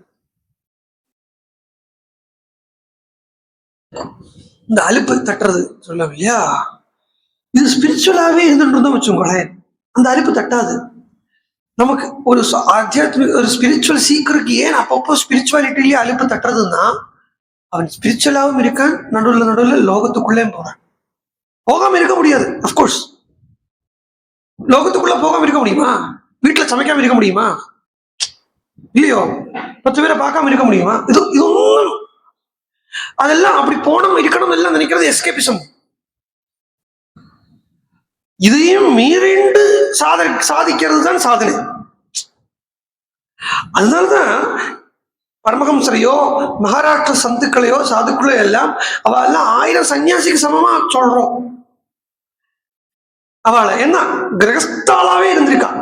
ஒண்ணுக்கு சிலவா 2 கல்யாணம் கூட பண்ணிட்டு இருக்கிறா உண்டு. துக்காராம சுவாமிக்கு 2 கல்யாணம். முதல் கொண்டாட்டி போயிட்டா 2வது கல்யாணம் பண்ணிக்கிறா. இருந்தும் அவ என்ன அடையணுமோ அதை அடைஞ்சான். ஒரு சன்னியாசியால கூட சில சமயம் அடைய முடியாதத ஜஸ்டே நாம்கே ஆவாஸ் சன்னியாசியால கூட அடைய முடியாதத இவ அடைஞ்சா அப்படிங்கிறத, அதுதான் அந்த துணிச்சல், உண்மையான துணிச்சல். அது அனுமான் பார்த்தார். வெயிட் பண்ண, நம்ம ஏன் உட்காரணும், திருப்பியும் கிளம்புறது என்ன, அவர் கிளம்புறது பூரா லங்காக்குள்ளே போனாலும் நிறைய இடங்கள்ல ஸ்திரீகளாவே பார்க்கிறார். நிறைய மாட கோபுரம் உள்ள வீடுகளை பார்க்கிற, மாட மாளிகையாக இருக்கப்பட்ட ராட்சசனுடைய கிரகங்களை பார்த்துட்டு போறார். இப்படி பார்த்துட்டு போகிறத விருபாட்சனுடைய வீடு, கும்பகர்ணனுடைய வீடு, அந்த வீடு, இந்த வீடு, அவா வீடு, இவா வீடு, இப்படி எல்லாம் இருக்கு. அதெல்லாம் வால்மீகி பகவான் பிரிச்ச ஒரு சங்கம் பூரா வர்ணிக்கிறார். அந்த ராவணனுடைய கிரகத்துக்கு போறார். ராவணனுடைய கிரகத்துக்கு போனோடனே அங்க வாசல்ல ஆணையை கட்டி வைக்கப்பட்டிருக்கா. இதெல்லாம் பார்க்கிறார். ஆணையை கட்டி வைக்கப்பட்டிருக்கு, சிம்மத்தினுடைய தந்தங்கள் கொண்டு வரப்பட்டிருக்கு, இதெல்லாம் பார்க்கிறார். இதெல்லாம் பார்த்து மேலே இன்னும் திருப்பியும் கிளம்புறார். திருப்பி இப்படி கிளம்பி வந்த உடனே நடுவுல புஷ்பகம்ங்கிற விமானத்தை பார்த்தார். அந்த வீடு சொல்றார், வேஷ்மஜாலம் பலவான் தர்ச வியாசக்தவை இடூரிய சுவர்ணஜாலம் யதா மகத் பிராவிருச்சி மேகஜாலம் வித்யுத் வித்யுத் பினத்தம் வித்யுத் பினத்தம் சகீ சவிஹங்கஜாலம் யதா மகத் பிராவிருஷி மேகஜாலம் வித்யுத் பினத்தம் சவிஹங்கஜாலம் நிவேசனானாம் விவிதாம்சசாலாः பிரதான சாங்காயுத சாபசாலாः மனோகராஸ்சாபி புனர்விசாலாः ததர்சவேஸ்மாத்ரிஷு சந்திரசாலாः. ஒருவனா பார்க்கிறார்.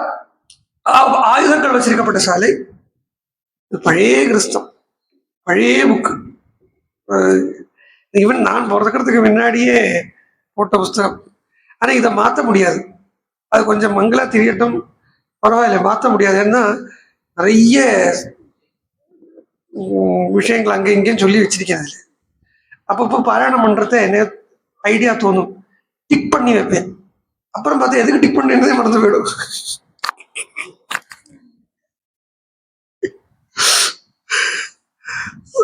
அப்படி இருக்கு. அதாவது நிறைய சாலைகளை பார்க்கிறார், எல்லாத்தையும் பார்த்து ரசிச்சுட்டு போறார். அப்படியே போறத விமானம் இருக்கு, புஷ்பகம்ங்கிற விமானம். புஷ்பாஹ்வயம் நாம விராஜமானம், ஜொலிக்கிறது. புஷ்பம் என்கிற பெயர்ல ஜொலிக்கிறது. ரத்ன பிரபாவிச்ச விபூர்ணமானம், ரத்னங்களால பதிக்கப்பட்டது. ரத்ன பிரபாவிச்ச விகூர்ணமானம் வேஷோத்தமானாமபி சோச்சமானம் மகாகபிஸ்தத்ர மகாவிமானம். மகாகபி மகாவிமானத்தை ராட்சசனுடைய இடத்துல பார்க்கிறார்.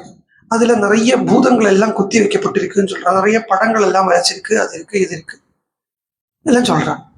இந்த புஷ்பக விமானத்தை பத்தி ஒரு வர்ணனை, ஒரு சின்ன சர்க்கமா வால்மீகி பகவான் கொடுக்குறார். புஷ்பக விமானம் எப்படி இருக்குன்னு, அது மத்தியத்தில் இருக்குங்கிறார். கிரகத்தினுடைய மத்தியத்துல, வீட்டினுடைய மத்தியத்துல புஷ்ப விமானம், தினத்தினுடைய மத்தியத்துல ஆகாசத்துல வானத்துல சந்திரன். இதுக்கு ரெண்டுக்கு ஏதாவது கனெக்ஷன் இருக்கான்னு நன்னாவே இருக்கு. சும்மா ஒரு விமானத்தை பத்தி சொல்லி வால்மீகிக்கு என்ன ஆகுறதுக்கு? இந்த விமானத்தினுடைய கதையை சொல்றார். ஹனுமான பார்க்கறாரு. எப்படி எந்த ஹனுமான் விமானத்தை பார்த்தாருன்னா லக்ஷ்மிவான் ஹனுமான். லக்ஷ்மிவான்னா வித்யாவான், ஞானி அப்படின்னு அர்த்தம், ஞானவான். அந்த ஞானவானான ஹனுமான் புஷ்பகம் என்கிற அந்த விமானத்தை பார்க்கறத அதுக்குள்ள அவர் இந்த புஷ்பகத்தினுடைய சரித்திரம் அவருக்குள்ள ஓடுறது. இது என்ன விமானம்னா பிராமணார்த்தே கிருதம் திவ்யம் திவ்யத்து விஸ்வகர்மணா விமானம் புஷ்பகம் நாம சர்வரத்ன விபூஷிதம். பிரம்மாக்காக நிர்மாணம் பண்ணப்பட்டது. யாரால? விஸ்வகர்மாவால.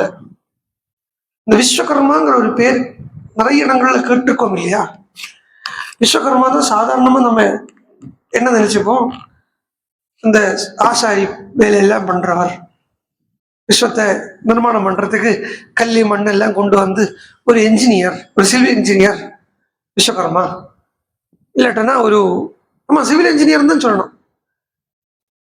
சிவில் இன்ஜினியர் அவர் தான். இல்லாட்டா ஒரு கான்ட்ராக்டர், வீடெல்லாம் கட்டி கொடுக்கப்பட்ட கன்ஸ்ட்ரக்ஷன் கான்ட்ராக்டர். அப்படின்னா விஸ்வம் அப்படிங்கிறதுக்கு என்ன அர்த்தம் பார்க்கணும். விஸ்வத்தை நிர்மாணம் பண்ணினவருக்கு விஸ்வகர்மான்னு பேர். விஸ்வத்தையே யாரு நிர்மாணம் பண்ணானோ அவனுக்கு விஸ்வகர்மான்னு பேர். விஸ்வங்கிறது என்ன அப்படின்னா டெய்லி பார்க்கிறோம் இல்லையா, அந்த 24 தத்துவங்கள், அதுக்குதான் விஸ்வம்னு பேர். The whole Vishwa is consisting of these 24 tattwas. That's all. Vishnu சஹஸ்ரநாமத்துல பகவானுக்கே விஸ்வம்ங்கிற நாமா இருக்கு. ஃபர்ஸ்ட் நாமாவே அது. விஸ்வஸ்மை நமஹ அப்படிங்கிறோம். விஸ்வமாகவே இருக்கக்கூடியவர். அப்போ இந்த 24 தத்துவங்களாகவும் இருக்கக்கூடியவர். 24 காயத்ரியினுடைய தொடர்ச்சி அதுக்குள்ள வந்துடுறது. அப்ப விஸ்வகர்மா சாதாரண ஒரு கார்பெண்டர் இல்லை. இந்த 24 தத்துவங்களையும் நிர்மாணம் பண்ணவர், அதாவது 24 தத்துவத்தினுடையவும் கர்த்தா, அதான் விஸ்வகர்மா. இந்த புஷ்பக விமானத்தை சொல்றத ஒரே ஒரு, அது புஷ்பக விமானம்ங்கிறது லங்கால தான் இருக்க முடியும், அயோத்தியால புஷ்பக விமானத்தால இருக்க முடியாது. ஏன்னா அயோத்தியாங்கிறது விஸ்வத்தை ஜெயிச்ச இடம். 24 தத்துவத்தை மீறி 25வது தத்துவமான அந்த புருஷன் என்கிற அந்த ஸ்திதியை அடைஞ்ச இடத்துக்கு அயோத்தியான்னு பேர். அங்க இந்த புஷ்ப இதுக்கு 24 யோஜனைன்னே சொல்றது. ஒரே ஒரு வாட்டி மாத்திரம் எங்கேயோ 25 யோஜனை ஆச்சுன்னு வேற சொல்றான். அது கதை வேற இடத்துல உத்தரகாண்டத்துல வருது, அது அப்புறம் பார்ப்போம். 24 அப்படி இந்த புஷ்பகம் அப்படிங்கிற இந்த விமானம்ங்கிறத இது விஸ்வகர்மாவால யாருக்காக நிர்மாணம்? விஸ்வகர்மானா அப்ப ஒரு கார்பெண்டர் இல்லை, ஒரு சிவில் இன்ஜினியர் இல்லை. இந்த விஸ்வத்தை 24 தத்துவத்தை டெவலப் பண்ணின ஒரு தத்துவத்துக்கு விஸ்வகர்மான்னு பேர். அந்த தத்துவம் வேற ஒன்றும் இல்லை, மகத் தத்துவம் தான். அந்த கொஞ்சம் திருப்பியும் குழம்புறது தான் தெரியறது, இருந்தாலும் லாஸ்ட் புரிய வச்சு விடுறேன். மகத்துவம் என்ன? இப்ப நம்ம இவ்வளவு நாளைக்கும் பார்த்துட்டு இருக்கிறத விஸ்வகர்மாங்கிறத இந்த தட்டான்கள்லாம் இருக்கா இல்லையா, அவளாலதான் ஆராதனை பண்ணப்பட்ட ஒரு தெய்வமா பார்த்துட்டு இருக்கும். யூஸ்வலா அவ தான் இந்த விஸ்வகர்மாவை ஆராதனை பண்ற மாதிரி இருக்கு. பட் இல்லை, விஸ்வகர்மா தான் விஸ்வம் தான். இப்ப என்ன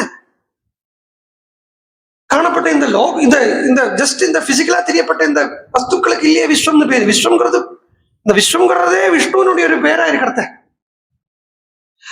அப்போ இந்த சர்டில் பிளெயின்ல அனுபவிக்கப்படப்பட்ட லோகத்துக்கு விஸ்வம்னு பேர். இந்த சர்டில் பிளெயின்ல இருக்கப்பட்ட அந்த லோகமான அந்த விஸ்வத்தை நிர்மாணம் பண்ண மகத்து அப்படிங்கிற தத்துவத்துக்கு விஸ்வகர்மான்னு பேர். அவரால் பிரம்மாவுக்காக நிர்மாணம் பண்ணப்பட்டது. பிரம்மாவை தபஸ் பண்ணி தபஸே வடிவா இருக்கக்கூடிய குபேரன் அதை வாங்கிக்கிறார். குபேரன் எங்க வந்தாலும் குபேரன் எதை குறிக்கிறார்னா தபஸை குறிக்கிறார். எங்கேயுமே குபேரன் அப்படின்னு வார்த்தை, இந்த பணம் வச்சுட்டு இருக்கப்பட்டவர் அப்படிலாம் போட்டோ வச்சிருக்கோம் இல்லையா, பணம் வச்சிருக்க குபேரன் எப்படி போடுறத அப்படியே பணம் வருது, நல்லா இருக்கு. அது இல்லைங்களே. பட் அது தபஸினுடைய வடிவமாக்கும் குபேரன். அவருடைய தனமே தபோதனா தான் இருக்கார் குபேரனே. இந்த தபஸனுடைய வடிவ காட்டுறது அழகாபுரிங்கிற இடத்துல இருக்காருன்னு சொல்லி. மேலும் சொல்ல போனா இந்த லங்கை இருக்கே, முதல்ல குபேரன் தான் ராஜபாரம் பண்ணின்றது. அந்த லங்காவை குபேரனை விட்டு துரத்தி விட்டுட்டு ராவணன் ராஜபாரம் பண்றான் அப்படிங்கிறான். துரத்தி எல்லாம் விடலை, யாரையும் துரத்தி விட வேண்டிய தேவையில்லை. அவருடைய தபசு எந்த ஸ்திதிக்கு வரணுமோ அந்த ஸ்திதிக்கு ஆயாச்சு. அதனால அவரே கிளம்பி போயிட்டார். அடுத்த என்ன தபசனுடைய பலன் என்ன? ஈகோ இல்லாம ஆக்குறது தானே.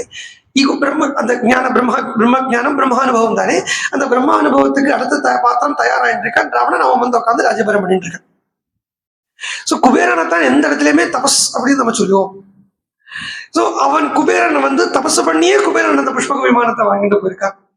அப்ப இந்த விமானம்ங்கிறது வேற ஒன்றும் இல்லை, தபஸினுடைய இன்னொரு வடிவாக இருக்கு புஷ்பகம்ங்கிற விமானம். அது ராவணனுடைய வீட்டுக்கு மத்தியில இருக்குங்கிறத அந்த இல்லைன்னா ராவணனுடைய வீடு அப்போ ஒரு லங்கா எடுத்துட்டானா, ஒரு ராஜ்யமா எடுத்துட்டானா, ராஜாவுடைய வீடு அங்க இருக்கும்னு பார்த்தா நடுப்புலதான் இருக்கும். சென்ட்ரலைஸ்டா இருக்கும் ராஜாவினுடைய வீடு. அந்த ராஜாவினுடைய வீட்டினுடைய சென்டர்ல புஷ்பகம்ங்கிற விமானம் இருக்குங்கிறத லங்காவே தபஸனுடைய ஆதாரத்துல இருக்கிறது அப்படின்னு சொன்னா எடுத்துக்கலாம் இல்லையா? இல்ல தபஸ் பண்ண வேண்டிய ஒரு இடமாக இருக்கு அப்படின்னு சொன்னா பார்க்க முடியும் இல்லையா? இது ஏன் அயோத்தியால இதுக்கு புஷ்பக விமானம் கொண்டு போக முடிய மாட்டேங்கிறது தான். அங்க தபசுங்கிறதும் இல்லை. ஏன்னா தபஸ் பண்றதுக்கு ஒருத்தர் இருந்தா தானே தபசுங்கிற கிரியை பண்ண வேண்டி இருக்கு. அப்படி இந்த புஷ்பகம்ங்கிறது விமானம் ஹனுமான் பார்த்தா தீமான் தத் வானர வீர சத்தமஹா ச புஷ்பகம் தத்ர விமானம் உத்தமம் தத் வானர வீர சத்தமஹா. இந்த புஷ்பகம்ங்கிறத விமானத்தை பார்த்தா ஆச்சரியப்பட்டார். அந்த கதை எல்லாத்தையும் சொன்னார். திரும்பி புஷ்பகத்து விமானத்தை பூரா வர்ணனை பண்றார் வால்மீகி பகவான். இதான் அப்படி இருக்கு, இது இருக்கு, இது இருக்கு. அதுல நிறைய பூதங்கள் எல்லாம் சித்திரீகரிக்கப்பட்டிருக்கு அப்படிங்கிறத பிரிவாதன் எல்லாருமே அதால குற்றம் சொல்ல முடியாது. ஏதோ அதுல வரைச்சு வச்சிருக்கா, சித்திரங்களால வரைச்சு வச்சிருக்கா அப்படின்னு சொல்றா. அது இருக்கட்டும், அப்படி இருக்கட்டும், அதை கிரிட்டிசைஸ் பண்றது இல்லை. இந்த ஸ்டேஜ்ல தியான ஒரு ஸ்டேஜ் வழியா ஒரு சக்கரம் வழியாக ஒரு சக்கரம் வழியாக பிராணசக்தி சஞ்சாரம் பண்றத ஆக்ஞா சக்கரத்துக்கு வரக்கூடிய நேரம் பூத தரிசனங்கள் எல்லாம் கிடைக்கும்னு சொல்லப்படுறது. மேலும் விஸ்வகர்மாவால நிர்மாணம் பண்ணப்பட்டது புஷ்பகம் அப்படின்னு சொல்லிட்டேன். விஸ்வகர்மாவால நிர்மாணம் பண்ணப்பட்டதுல பூதங்களும் உண்டு இல்லையா?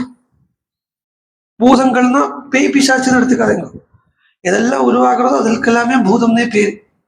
அதுலேயும் இந்த பூதங்கள் எல்லாம் சித்திரீகரிச்சு வச்சிருக்குன்னா இமேஜின் பண்ணி வச்சிருக்குன்னு அர்த்தம். What we are seeing now, everything is an illusion. இதனுடைய ஒரு ரிஃப்ளெக்ஷனா தான் இருக்குங்கிறத இந்த விஸ்வகர்மா என்கிற அந்த மகத்தத்துவம் புஷ்பகம் அப்படிங்கிற அந்த தபஸினுடைய இன்னொரு வடிவ பண்ணி வைக்கிறத அதுல அப்பப்போ ஒரு மெட்டீரியலா இருக்கப்பட்ட பூதங்களுடையோ இல்லையானா சர்ட்ல இருக்கப்பட்ட பூதங்களுடையோ கனெக்ஷன் இருக்கிறதுல தப்பொன்னும் இல்லை. அதை பார்த்து வர்ணிச்சார். அங்கேருந்து நேர போகிறார், தேடுறார். ஒரு அரண்மனைக்கா ஒரு அந்த புறங்களுக்கா ஒரு இடமா பார்த்து பார்த்து போகிறத நிறைய ஸ்திரீகள் இருக்கப்பட்ட இடம். ஒரு ஸ்திரீ பக்கத்துல இது சீதையோ இது சீதையோ இது சீதையோ இது சீதையோ அப்படின்னு தேடி தேடி தேடி தேடி போறார். உண்மையான ஒரு சாதகனுடைய ஸ்திதி இது. ஏன்னா சீதைங்கிறத பரபிரம்மம் எடுத்துங்கோ, பிரம்மத்தினுடைய சக்தி தானே. சீதை வேற ராமன் வேற இல்லையா? அவளே சொல்லிக்கிறாள், அனன்யா ராகவேணாகம் பாஸ்கரேன பிரபாயதா அனன்யாகி மயா சீதா பாஸ்கரேன பிரபாயதாங்கிறத ராமன் வேற சீதை வேற இல்லை, அக்னி வேற அதனுடைய தபர சக்தி வேற இல்லைங்கிற மாதிரி. அப்ப சீதை ராமன் சீதை அடையிறது தான் ஹனுமான்கப்பட்ட அந்த சாதகனுடைய லட்சியம் அப்படிங்கிறது இருக்கிறத இது சீதையோ இது சீதையோ இது சீதையோ அப்படின்னு தேடி தேடி என்ன காட்டுறாருன்னா இது சீதையா இது சீதை இல்லை, இது சீதையா இது சீதை இல்லை, இது சீதையா இது சீதை இல்லை. ஒரு வஸ்துவையும் எக்ஸாமின் பண்றது, விசாரம் பண்றது, இதுக்கு விசார பதம்னே பேரு. பரீட்சை பண்ணி நெகேட் பண்ணிட்டு போறது. நேத்தி நேத்தி நேத்தின்னு நெகேட் பண்ணிட்டு போகிற ஸ்திதி ஹனுமான் காட்டுறார். ஒரு ராட்சசங்களையும் பார்த்து இது சீதையா, இது சீதையா, இது சீதையா, இது சீதையா இப்படின்னு பார்த்து போறார். ததர்ஷச கபிஸ்தஸ்ய பாஹூ சயன சம்ஸ்திதௌ மந்தரஸ்யாந்தரே சுத்தௌ மகாஹீருஷிதாவிவ. அதுக்கு நடுவுல பெரிய ஒரு சர்ப்பம் படுத்துட்டு இருக்கிற மாதிரி பாக்குறார். யாருடான்னு பார்த்தா ராவணன். அவன் நிறைய ஆபரணங்கள் எல்லாம் போட்டு படுத்துட்டு இருக்கான். அவனுக்கு சுத்தி இவர நிறைய ஸ்திரீகள் படுத்துட்டு இருக்கா. பத்னி சப்ரிய பாக்யஸ்ய தஸ்ய ரக்ஷபதே கிரகே பாதமூலகதாச்சாபி ததர்ஷ சுமஹாத்மனஹா. அவனுக்கு சுத்தி வர ஸ்திரீகள் எங்கெல்லாம் படுத்துட்டு இருக்காங்கிறத சொல்றான் வால்மீகி பகவான். தலைக்கு சைடுல பக்கத்துல எல்லா இடத்துலயுமே இந்த ஸ்திரீகள்ங்கிறது ராவணனை சுற்றி வரை இருக்குங்கிறது. ராவணங்கிற அந்த ஈகோவுக்கு சுற்றி வரை இவ்வளவு சப்பலங்கள் இருக்கு. இவ்வளவு சப்பலத்திலிருந்து மீட்டுத்தான் ராமனுக்கு ராவணனை தன் கூட சேர்த்துக்க வேண்டி இருக்கு. இவ்வளவு சப்பலம். அதுக்கும் போராதுக்கு அவன் ராஜசீகம்ங்கிற அந்த குணம் வேற அவனை தாக்கி இருக்கு. இவன் ராஜசீக குணத்தை எடுத்துக்கிறது இல்லை. இப்ப ஹனுமான சொன்னோம்னா ஹனுமான் ராஜசீக குணத்தை எடுத்துட்டாருன்னு சொன்னோம். ஆனா அதே சமயத்துல ராவணன் ராஜசீக குணத்தை எடுத்துக்கலே. ராவணனே பக்கா ராஜசீகனாகவே இருக்கான். அப்படி இருக்கக்கூடிய ராவணனை இவ்வளவு சப்பலங்களால சுத்தி இருக்கப்பட்ட ராவணனை இதுல இதெல்லாம் முதல்ல நீக்கி அதுக்கப்புறம் அவனுக்கு அனுகிரகம் பண்ணணுங்கிறது ராமச்சந்திர மூர்த்தியினுடைய அப்பரிவிதமான ஒரு கிருபை. இந்த கிருபைக்காக ஆனா அவனுக்கு இவ்வளவு எல்லாம் இருந்தா கூட அவனுக்கும் பக்தி இருக்குங்கிறத ஆத்தியாத்மிக ராமாயணத்துல ரொம்ப ஸ்பஷ்டமா உத்தரகாண்டத்துல சொல்றான். சீதை ராவணன் எதுக்கு கூட்டிட்டு வந்தான்ங்கிற ரீசன் அத்தியாத்ம ராமாயணத்தினுடைய உத்தரகாண்டத்துல சொல்றான். உபாசனார்த்தம் கூட்டிட்டு வந்தாங்க. மாதృவத்து பரிபாலனாய அம்மாவை போல பரிபாலனம் பண்றதுக்கு சீதையை கூட்டிட்டு வந்தானா. அத்தியாத்ம ராமாயணத்திலையும் சொல்றாரு இதே விஷயத்த, ஆனந்த ராமாயணத்திலையும் சொல்றாரு இதே விஷயத்த. மாதృவத் பரிபாலனாய சீதாம் ஜஹார ராவணஹா. அம்மாவை மாதிரி அது இதே விஷயத்த வால்மீகி சொன்ன வால்மீகி ஒரு குளோரிஃபைங் வேர்டா வந்தது. ஜஹார ஆத்மஹனனார்த்தம். தன்னை இல்லாம பண்ணிக்கிறதுக்கு சீதை அழிச்சுட்டு வந்தார். தான் ஒழியறதுக்கு சீதை அழிச்சுட்டு வந்தார். ராவணன் அழிச்சுட்டு வந்தான் அப்படின்னு சொல்றான். அந்த ராவணனுக்கு சுத்துலி வரைக்கும் இவ்வளவு சாப்பல்யங்கள் பாக்குறார். அதுல ஒருவளை பார்த்தார். அன்யா கமலபத்ராட்சி பூர்ணேந்து சதுர்ஷானனா அன்யா மாலிங்ய சுஸ்ரோமி பிரசுப்தாமத விஹ்வலா ஆதோத்யானி விசித்ராணி பரிஷஜ்ய வரஸ்த்ரியः நிபீட்ய ச குஜௌ சுப்தாः காமின்யः காமுகானிவ தாசாம் ஏகாந்த விந்யஸ்தே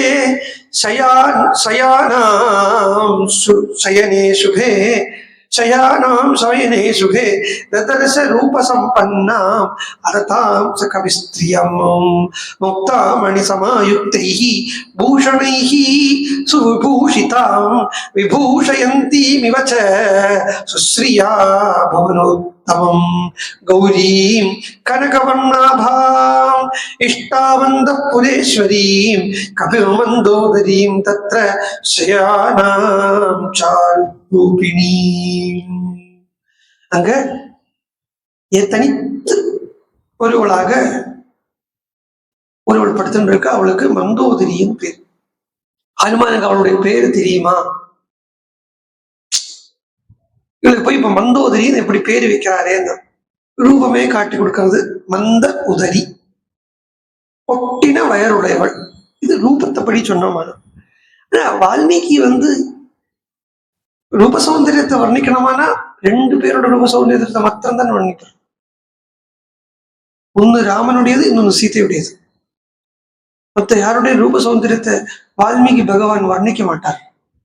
அப்ப இங்க மந்த உதரின்னு சொல்றாளே, இதுக்கு என்ன அர்த்தம்? மந்த உதரம்ங்கிறதுக்கு வயதுன்னு ஒரு அர்த்தம், புத்தின்னு ஒரு அர்த்தம். மந்த புத்தின்னு அர்த்தம். மந்தோதரிக்கு மந்த புத்தின்னு அர்த்தம்.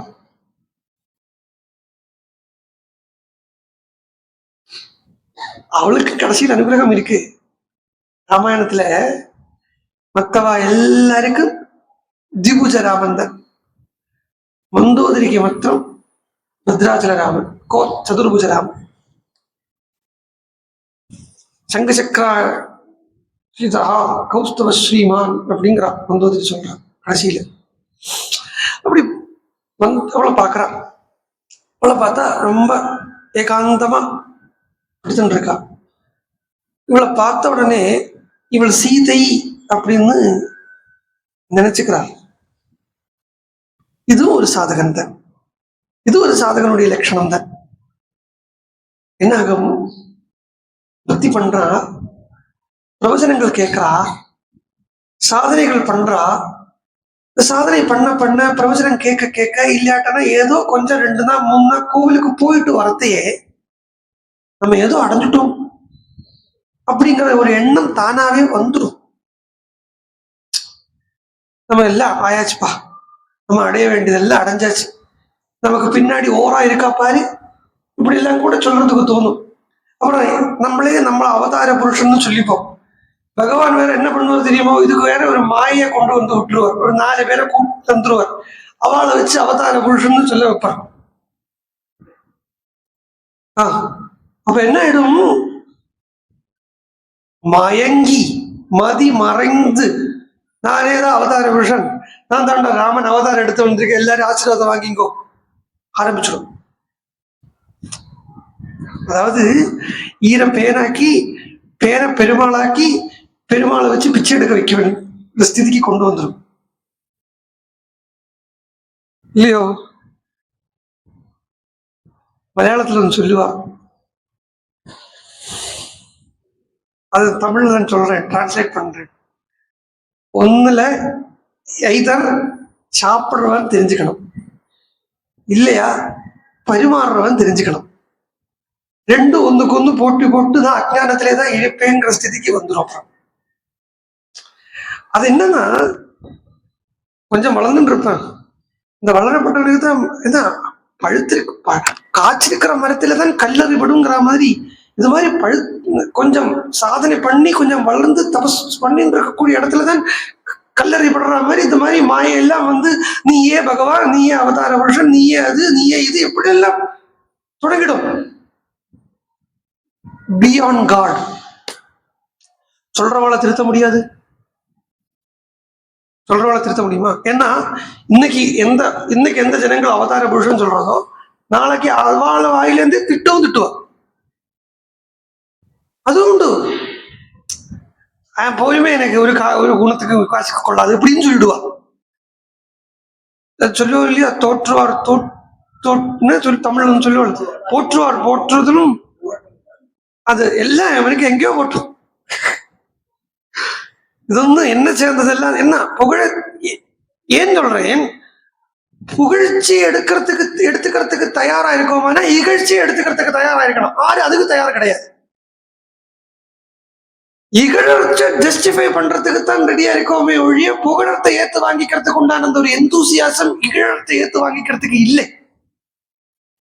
அப்ப நமக்கே ஒரு தோணல் எல்லாம் உண்டாயிடும். 2 பேரும் சேர்ந்து வந்து புகழ்ந்து எல்லாம் ஆரம்பிச்ச உடனே இல்லையே கோவிலுக்கெல்லாம் போய் நம்ம பிரவச்சனங்கள்ல நம்மளுடைய லைஃபை கனெக்ட் பண்ற மாதிரியே சிச்சுவேஷன்ஸ் எல்லாம் நடக்கிறத நமக்கே தோணும்.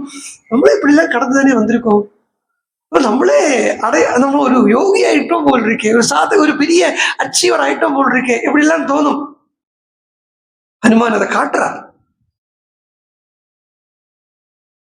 இதெல்லாம் பிரகிருதி தான், நேச்சர் தான், இதெல்லாம் நேச்சுரல் தான். இது ஒன்றும் தப்புன்னு சொல்ல முடியாது, இதெல்லாம் நேச்சுரல் தான். ஹனுமான் அதை காட்டுறார். ததாம் திருஷ்ட்வா மகாபாஹு பூஷிதாம் மாருதாத்மஜஹ தர்க்கயாமாஸ சீதேதி ரூப யௌவன சம்பதா.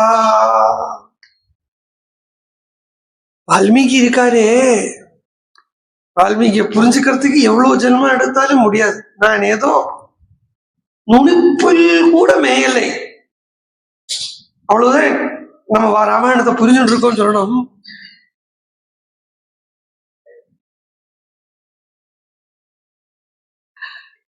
ஜென்மா போராது. ஏன்னா இங்க என்ன சொல்றார், மந்தோதரிய பார்த்து தர்க்கயாமாச சீதேதி ரூப யௌவன சம்பதா. இங்க மந்தோதரிய என்ன பார்க்கிறார், என்ன வச்சு அளக்கிறார், எது எல்லாம் ரிலேட்டிவா இருக்கும் அதை வச்சு இது சீதையோ அப்படின்னு பாக்குறார். ரிலேட்டிவ் இருக்கப்பட்டது ரூபம், யௌவனம். யௌவனம்னா டைம், சம்பதா இதெல்லாமே அந்த டைம் ஸ்பேஸ், அப்புறம்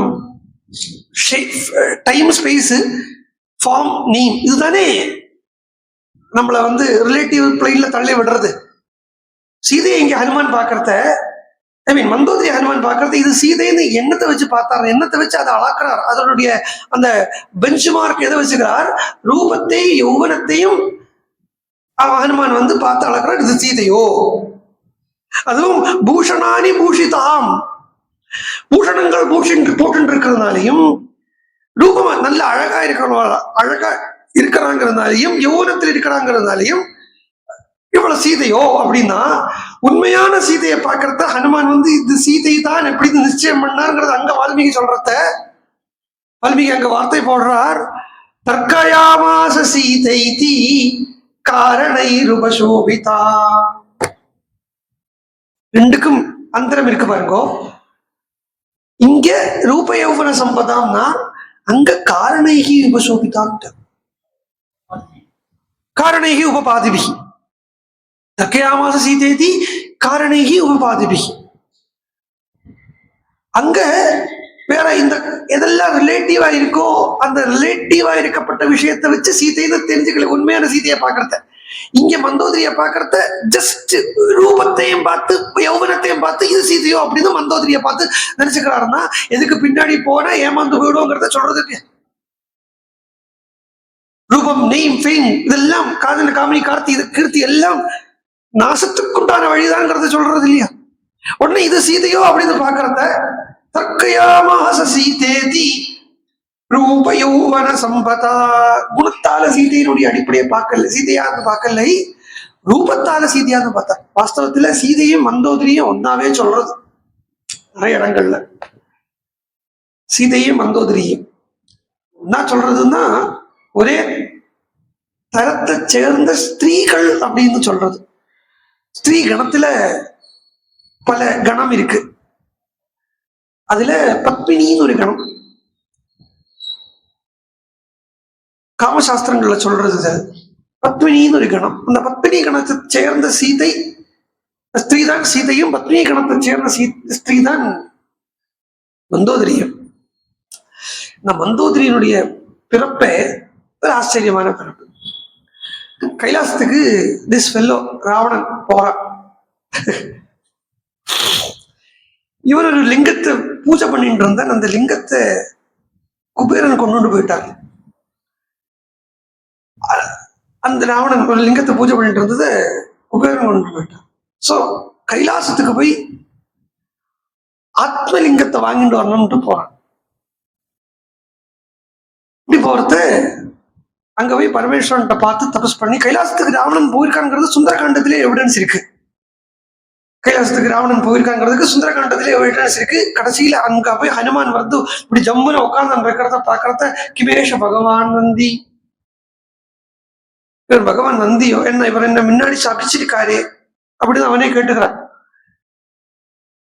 புரா சப்தோஸ்மி கைலாசே அப்படின்னு சொல்லி. அப்போ கைலாசத்துக்கு அவன் போயிருக்காங்கிறது தெரியறது. அங்க போன உடனே ரெண்டு விஷயத்த கேட்டிருக்கான்.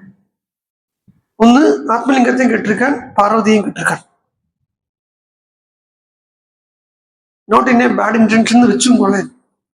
சி இப்ப ராவணனை வந்து குட் சர்டிபிகேட் கொடுத்து, கண்டக்ட் சர்டிபிகேட் கொடுத்து எனக்கு ஒன்றும் ஆகிறதுக்கு இல்லை. இருந்தாலும் எதுக்கு தேவையில்லாத ஒரு பேச்சு. மேபி இதே சீதை எதுக்கு கொண்டு வந்தான், உபாசனார்த்தம், அதுக்காகவே கொண்டு கூப்பிட்டா கேட்டான்னு இருக்கட்டும். உடனே பரமேஸ்வரன் என்ன பண்றார், ஆத்மலிங்கத்தை கொடுத்தார், கூடவே பார்வதியையும் கொடுத்துட்டார். பார்வதியை பரமேஸ்வரன் ராவணனுக்கு உபாசனைக்காக கொடுத்துட்டார். கொடுத்த வாங்கிட்டு வரத்த பார்வதி இல்லாமல் சிவனுக்கு என்ன சக்தி இல்லை, சிவன் இல்லை இல்லையா. நடுவுல கணபதின்னு நினைக்கிறேன் ஒரு பிராமண பிரம்மச்சாரி ரூபத்தை போட்டுண்டு, இதெல்லாமே புராணாந்தரத்துல வரப்பட்ட கதைகள். பத்ம புராணாதிகள், லிங்க புராணம், பத்ம புராணத்துல இந்த கதைகள் வருது. அந்த கணபதி வந்து ஒரு பிராமண வேஷத்தை போட்டுண்டு சந்தியாவந்தனம் பண்றதுக்கு ராவணனுக்கு டைம் ஆயிடுத்தான். ராவணன் சந்தியாவந்தனம் பண்றான் சொல்லுவா, ராவணனே சந்தியாவந்தனம் பண்றான், நீங்க சந்தியாவந்தனம் பண்ணாம கேட்பான். அதுக்கு ஆத்ம ஜானம் அடையணும்னு ஆசை இருக்கிறவன் தானே சந்தியாவந்தனம் பண்ணுவன். ஆத்ம ஜானம் இருக்கணும்னு அடையணும்னு ஆசைப்படப்பட்டவன் சந்தியாவந்தனம் பண்ணி பிரயோஜனம் இருக்கு. ஏதோ சந்தியாவந்தனம்ங்கிற கிரியை வந்து வேற ஒன்றுக்கும் இல்லை. நீங்க பண்ணுங்கோ அது பண்ணுங்கோ, ஆத்ம ஜானத்தை அடையறதுக்குங்கிற ஒரு கிரியைக்கும் சந்தியாவந்தனம். ஞானி ஆகணுமா, அந்த ஆப்ஸ்டக்கிள்ஸ் நீங்கணுமா, ஞானத்தை ஆப்ஸ்டக்கிளா இருக்க. அதுதான் இந்த மந்தேகத்தினுடைய கதை. அர்க்கியம் விடுறதுக்கு என்னத்துக்காக அர்க்கியம் விடணும், அந்த மந்தேகசை இல்லாம பண்றதுக்கு தான் அர்க்கியம் விடுறோம் அப்படின்னு சொன்னா, மந்தேகசங்கிறது ஆகாசத்துல எங்கேயோ இருக்கப்பட்ட ராட்சசம் இல்லை. ஹிருதயத்திலேயே ஞானத்தை மறைக்கக்கூடிய வாசனா ரூபமா இருக்கப்பட்ட ஆப்ஸ்டக்கிள்ஸ் தான் மந்தேகஸ். அதுதான் நம்மள அடைய வேண்டியது அடைய விடாம பண்றதுங்கிறத சந்தியாவதனம் பண்றோம். யாரு ஆத்ம ஜானம் அடையணும்னு ஆசை உள்ளவர் சந்தியாவதனம் பண்ணட்டும். சோ ராவணனுக்கு அந்த ஆசை இருக்கு. ராவணன் ஒரு முமுட்சுவத்தான் நம்ம ஆரம்பத்துல இருந்தே சித்திரீகரிச்சுட்டு இருக்கோம், பிக்சரைஸ் பண்ணிட்டு இருக்கோம். ஈவன் தோ பிக்சரைஸ் பண்ண வேண்டிய தேவையில்லை, ஃபேக்டும் அதுவே. முமுட்சுவத்தை எந்த அசுரனுமே பார்த்தீங்கன்னா முமுட்சுக்களா தான் இருக்கான் இதிகாச புராணங்கள்ல. அப்போ அந்த ராவணனுக்கு சந்தியாவதனம் பண்றதுக்கு எங்கேயோ வந்து நிறுத்துறான். உடனே கீழே வைக்க முடியாதுன்னு பரமேஸ்வரன் சொல்லி விட்டுருக்கான். எல்லாமே கதைகள்லாம் பல கதைகளும் ஒரே மாதிரி இருக்கும். ஏன்னா எல்லாத்தினுடைய தாத்பரியம் ஒண்ணுங்கிறதுனால கீழே வைக்க முடியாதுன்னு சொன்னோடனே இந்த பையன் வந்து பார்த்திருக்காரு, அந்த பையன் கிட்ட கொடுத்திருக்காரு, அந்த பையன் கையில வச்சுட்டு இருந்திருக்காரு. கீழே வச்சு கொஞ்ச நேரம் பார்ப்பேன். ஒரு முகூர்த்தம் தாண்டி எடுத்துட்டானா, ஒரு முகூர்த்தங்கிறது 45 மினிட்ஸ், இது 48 மினிட்ஸ். இது தாண்டி எடுத்துட்டானா நான் வந்து கீழே வச்சுடுறேன்னு இந்த பையன் சொல்லியிருக்கான். சரி அதுக்குள்ள வந்துடுறேன்னு சொன்னா அவன் வரல, கீழே வச்சுட்டான். ஆத்மலிங்கத்தை கீழே வச்சான். அந்த பார்வதி கொண்டு வந்துன்றதா இல்லையா, இந்த பையனே சொல்லியிருக்கான், நீ இப்ப கொண்டு வந்திருக்கி இந்த பார்வதி உண்மையான பார்வதி இல்லை, கன்ஃபியூஸ் பண்ணி விட்டுருக்கான் இந்த லிங்கத்தை கையில வாங்கிக்கிறதுக்கு முன்னாடி. இது வந்து ஒரு மாயா பார்வதி, உண்மையான பார்வதியை பரமேஸ்வரன் கொடுப்பனா, அதெல்லாம் கொடுக்க மாட்டார், அங்கதான் இருக்கா. இந்த பார்வதிய நீ திரும்பி வந்ததுக்கு அப்புறம் திருப்பி கொண்டு போகாது, இங்கேயே விட்டுடு அப்படின்னு சொல்லிட்டு போயிருக்கான். சோ ராவணன் திரும்பி வரவும் இல்லை. ஆத்மலிங்கத்தை கீழே வச்ச உடனே அது கீழே விழுந்துருத்து. கீழே பூமியை திறந்து உள்ள போயிடுத்தோம். கதையா சொல்றது, பூமியை திறந்து உள்ள போன உடனே ராவணன் திரும்பி வந்து பார்த்தா ஆத்மலிங்கத்தை காணலே, பையனையும் காணலே, இந்த பார்வதியையும் காணலே. பார்வதி எங்க போயிருக்காங்க, இந்த ஆத்மலிங்கம் இருக்கே, அந்த ஆத்மலிங்கம் கீழே பூமியை நல்லா ஓட்ட போட்டு உள்ள போயிடுத்து. அதுக்குள்ளோட பார்வதி போயிட்டாலாம். போன உடனே அதுக்குள்ள அதை காதா வச்சுண்டு, அந்த ஓட்டைய காதா வச்சுண்டு ராவணன் வாய் வழியா அதுல கூப்பிட்டான. அது வந்து பூமிக்கே காது போல ஆயிடுத்தான் அந்த இடம். அதுதான் கோகர்ணம் அப்படிங்கிற ஸ்தலம் இப்படின்னு சொல்றது. பார்வதியை கேட்ட கொடுக்கல இல்லையா, பார்வதி திரும்பி போயிட்டா இல்லையா, பரமேஸ்வரனுக்கு கருணாமயன் இல்லையோ. அவர் பார்த்தார், அங்கேயே கைலாசத்திலேயே கிணத்துக்குள்ள ஒரு தவளை ரூபத்துல ஒரு ராட்சசன் இருந்துட்டு இருக்கான். அவனுக்கு மயன்னு பேரு. இந்த மயன் தான் அந்த ஸ்வயம் பிரபானுடைய கதையில கூட வரான்.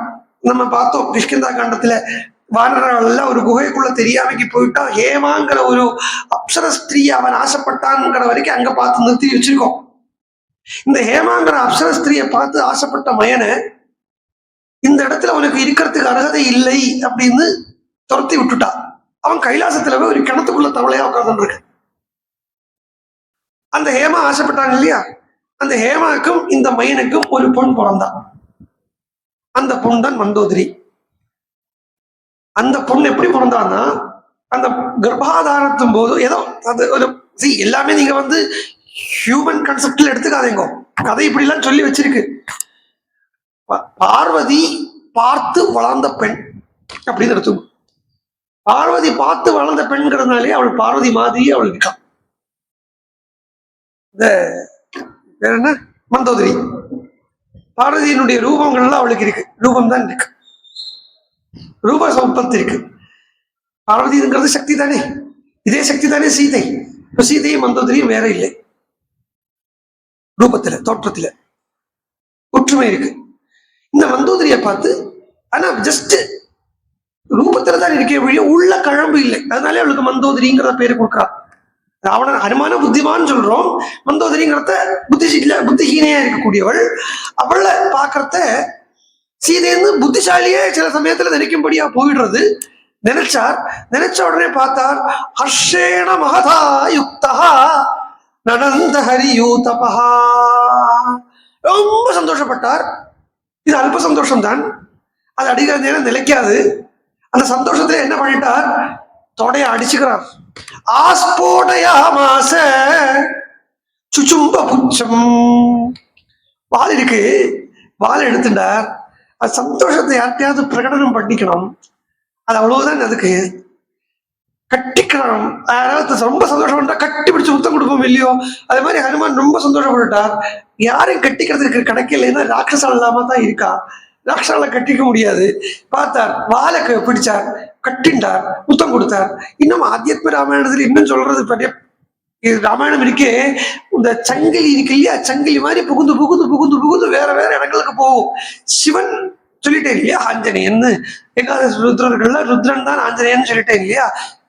சக்தியும் வரணும்னு ஆசைப்பட்டாலாம், பார்வதியும் கூட வரணும்னு ஆசைப்பட்டாலாம் சிவன் கூட. நீங்க எல்லா இடத்துக்கும் தனியா போற, என்ன கூட அழைச்சிட்டு போங்க அப்படின்னு ஆசைப்பட்டாலாம். சரி, நீ எப்ப என்ன எப்படி வருவான்னு கேட்டாலாம்.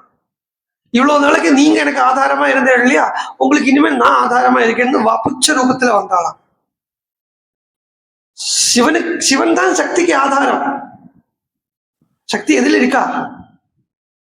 மகா திரிபுர சுந்தரி, லலிதா திரிபுர சுந்தரி யார் மேல உட்கார்ந்து இருக்கா? சிவனை தானே பீடமா போட்டு உட்கார்ந்து இருக்கா. என்ன காட்டுறா? சிவம் சக்திக்கு ஆதாரமா இருக்கு அப்படிங்கிறத காட்டுறா. அதாவது நிர்குண பிரம்மம் சகுண பிரம்மத்துக்கு ஆதாரமா இருக்கிறத காட்டுறா. திருப்பி வந்தா வால் ரூபத்துல வந்தாலும். சோ வாள்கிறது சீதையின் சக்தி, பார்வதிங்கிறது சொல்றது. பல ராமாயணத்துக்குள்ள ஒரு ராமாயணத்துல சொல்றது. சோ அந்த பார்வதியை பார்த்து முத்தம் கொடுத்தார். வேண்டாம் விட்டுருங்க, எதுக்கு வாழை பிடிச்சு முத்தம் கொடுத்தார். சுசும்ப புச்சம் நலந்த சிக்ரீட ஜகௌஜகாம. சந்தோஷப்படுறார், பாடுறார். ஜகௌ உச்சத்துல பாடுறார். யாரும் கேட்கலையோ இல்ல, அவர் மனசுக்குள்ள உச்சத்துல பாடுறோன்னு தெரியல. ஸ்தம்பான ரோஹன்னு நிபபாத பூமு. குடிமரத்துக்கு மேல ஏறுறார், துவஜஸ்தம்பத்துக்கு மேல ஏறுறார். துவஜஸ்தம்பத்துக்கு மேல ஏறி கொடியை பிடிச்சு 2 குலுக்கெல்லாம் குலுக்கிட்டு நிபபாத பூமு. ஏன் கொடியை பிடிச்சு குலுக்கிறார்? சாதாரண குரங்கு மாதிரி சொல்றேன். வால்மீகி அப்படித்தான் சொல்றார். நிதர்சயன் ஸ்வாம் பிரகிருதிம் கபீனா. சாதாரண ஒரு குரங்காட்டம் தன்னை காண்பிச்சார். இப்பவே தெரிஞ்சுங்கோ, இப்ப இத்தனை நேரம் கிஷ்கிந்தா காண்ட ஆரம்பத்திலேருந்து இன்னைய வரைக்கும் ஹனுமான் ஒரு சாதாரண குரங்கு இல்லை என்கிறது இது இந்த ஒரு ஸ்லோகத்திலேருந்தே பிரமாணமா. டெக்கான் பிரதேசத்திலிருந்து புறப்பட்டு போன சிலோனுக்கு போன ஒரு குரங்கு இல்லை என்கிறது, ஸ்ரீலங்காவுக்கு போன ஒரு குரங்கு, சாதாரண குரங்கு இல்லை ஹனுமான் இல்லை. இந்த வானரங்கள், ராமாயணத்துக்குள்ள வரப்பட்ட வானரங்களே ஒரு சாமான்யமான வானரங்கள் இல்லைங்கிறத இந்த இடத்துல வால்மீகி நமக்கு தெரிஞ்சுக்கிறதுக்காக இந்த மாதிரியான வார்த்தைகளை வைக்கிறார். நிதர்சயன் ஸ்வாம் பிரகிருதி கபீனா. தன்னை ஒரு சாதாரணமான ஒரு குரங்கு மாதிரி காட்டிட்டார் அப்படிங்கிறதே தான் ஒரு சாதாரண குரங்கு இல்லைங்கிறது தெரிஞ்சிடும் இல்லையா. என்ன உடனே அந்த புத்தி போறது. அவதூயதாம் புத்திம் சி அப்படின்னாரா. மேல போயிட்டு கீழே இறங்கி வந்த உடனே கீழே இறங்கியாச்சு இல்லையா, இப்பவே நார்மல் பிளேனுக்கு வந்தாச்சு. சே அப்படின்னாரா. என்ன கெட்ட புத்தி எனக்கு. பபூவாவஸ்திதஸ்ததா ஜகாம சாபராம் சிந்தாம் சீதாம் பிரதி மகாகபிஹி. இப்படி இருக்க மாட்டாளே சீதை. சீதையை பத்தி நினைவு போறது. அவள் ராமன் இல்லாமைக்கு தூங்குவளா? இங்க தூங்குற சீதை இல்லவா பார்த்திருக்கோம். சீதை தூங்குற சீதை இல்லையே. இவன் மந்தோதரி தூங்கின்னு இருக்கா. அதுல இவ்வளவு விஷயங்கள் இருக்கு பாருங்க. மந்தோதரி தூங்கின்னு இருக்கா, மந்தோதரி பூஷணங்கள் போட்டு இருக்கா, மந்தோதரி ராவணன் பக்கத்துல இருக்கா. இது ஒன்னும் சீதைக்கு மேட்ச் ஆகாத விஷயங்கள். ஸ்ரீராம ராம ராம ராமேண வியுக்தாசா சொப்துமர்ஹசி பாமினி. ராமன் இல்லாமல் அவள் தூங்க மாட்டாளே. ந போக்தும் ந ஆப்யலம் கர்த்தும், அவள் அலங்காரம் பண்ணிக்க மாட்டாளே. பானம் உபசேவிதம், அவள் பானங்கள் எடுத்துக்க மாட்டாளே. அப்பவே இது தெரிஞ்சுக்கணும், இது சீதை இல்லை. ஏன்னா ஹனுமான் என்னத்தை வச்சு இது சீதையான்னு பார்த்தார், ரூபத்தாலே யௌவனத்தாலே சீதையா பார்த்தார். இந்த ரூபத்தை யௌவனத்தையும் வச்சு அளக்க வேண்டியது இல்லையே சீதை. இது சாமான்யமா இந்த ரிலேட்டிவ் வஸ்துக்களை வச்சு அளக்க வேண்டியது இல்லையே சீதை. நாண்யம் நரம் உபஸ்தாத்தம் சுராணாம் அபிச்சேஸ்வரம், இன்னொரு மனுஷன நரம் உபஸ்தாத்தம் பக்கத்துல போய், அது இனிப்போ தேவாளுக்கே இந்திரனான தேவேந்திரன் வந்தா கூட அந்த தேவேந்திரனுக்கு பக்கத்துல போய் இருக்க மாட்டா. அப்புறம் எப்படி இவள் ராமனை விட்டுட்டு இந்த ராவணன் பக்கத்துல படுத்துட்டாள் அப்படின்னு நான் சொல்லலாம். அப்ப இது சீதை இல்லையே. அந்நியாம் அப்படி இது சித்திய, இவள் வேற யாரோ, நான் தேடி வந்தது இல்லை, நான் அடைய வேண்டியது இது இல்லை. அப்பப்போ யோகிக்கு இந்த சித்திகள் எல்லாம் வரும் இல்லையா, இது ஒரு சித்தி, இது ஒரு சித்தி. ஹனுமான்கிற அந்த யோக சாதகனுக்கு இது ஒரு சித்தி, மந்தோதரி ஒரு சித்தி. இந்த சித்தியை தள்ளி விட்டுட்டு போறோம். அதுதானே எப்ப சொல்லிட்டு இருக்கோம். சரி, திடீர்னு மந்தோதரியை போய் சித்தின்னு சொல்றதுக்கு என்ன ஆதாரம் அப்படின்னு கேட்டா, இவள் யாருடைய பொண்ணு சொன்னேன்,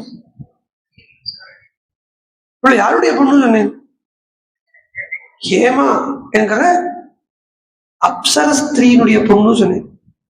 அவர் எப்பவுமே சொல்றது தானே, அப்சரசுகள் எல்லாம் சொன்னா சித்திகளைத்தான் அப்சரசா குறிக்கிறதுன்னு சொல்றத, அந்த சித்தி வடிவத்தில் இருக்கக்கூடிய அப்சரசனுடைய பெண்ணாக மந்தோதரி இருந்தா அது ஒரு சித்தி. அந்த சித்திய தாண்டி விட்டு இது நான் அடைய வேண்டிய வஸ்து இல்லை என்கிறத நன்னா தெரிஞ்சுண்டு மேல பான பூமிகள் எல்லாம் பார்க்கிறார். பான பூமிகளை பார்க்கறத ஏராளமான ஸ்திதிகளை பார்க்கிறாரா, கச்ச கச்ச கச்ச கச்சன்னு பான பூமியை பார்த்தார், மாம்ச சாலையை பார்க்கிறார், திங்கிறத பார்க்கிறார், சாப்பிட்றத பார்க்கிறார். இந்த ரெண்டுலதான் எந்த மனுஷனும் ஈஸியா விழுந்து போவான். மனுஷன் விழுந்து போறதுக்கு ரெண்டு விஷயங்கள் போரும். ஒன்னு ஆகாரம், இன்னொன்னு ஜலம். பிசிக்கலி விழுந்து போறதுக்கு என்ன, அசனா பிபாசா என்கிற ரெண்டு சத்துருக்கள் எப்பவுமே கூட இருந்துட்டே இருக்கு. இன்னொன்னு மனுஷனுடைய லட்சியத்தையுமே இதுலதான் கொண்டு வச்சுட்டு இருக்காங்க. மனுஷன் இல்லை, எந்த ஜீவனும், மனுஷன் சொல்லி குழப்பப்படணும், எந்த ஜீவனும் லட்சியம் அப்படிங்கிறது இந்த அசனாபிபாசல தான் கொண்டு வச்சுட்டு இருக்கு. என்னுடைய லட்சியம் என்னன்னா வயிறு முட்டை சாப்பிடணும், நல்லா சாப்பிட்டு சுகமா இருக்கணும், எல்லா இதுதானே சொல்றோம். எதுக்கடா பிறந்தோம் நம்ம சொல்லுவா, நம்ம எடுத்துக்கலாம் பிறந்தோம், எதுக்கு பிறந்தோம், ஒண்ணும் இல்லை, எதுக்கு இந்த மனுஷ ஜென்மாவே ஒரு ஜென்மாதான் கடைசி. அதுல வேற சித்தாந்தம் வேற, அவளுக்கு ஒரு சித்தாந்தம் பண்ணி வச்சிருக்கா. எல்லா ஜென்மாலையும் கடைசி ஜென்மாதான் மனுஷ ஜென்மா. அது மனுஷ ஜென்மாவை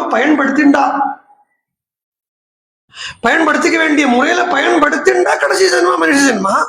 ஏனோ தானோ அதை வியர்த்தமாக்கிட்டு மிருகம் வாழற மாதிரியே வாழ்ந்துட்டு இருந்தா அப்புறம் மனுஷ ஜென்மாவை போய் அப்படி கடைசி ஜென்மான்னு சொல்லிக்கிறது. ஆகாரத்துக்கும் நித்திரைக்கும் பயத்துக்கும் மைத்துனத்துக்கும் பின்னாடி போயிட்டு இருக்கிறது மிருகியம்.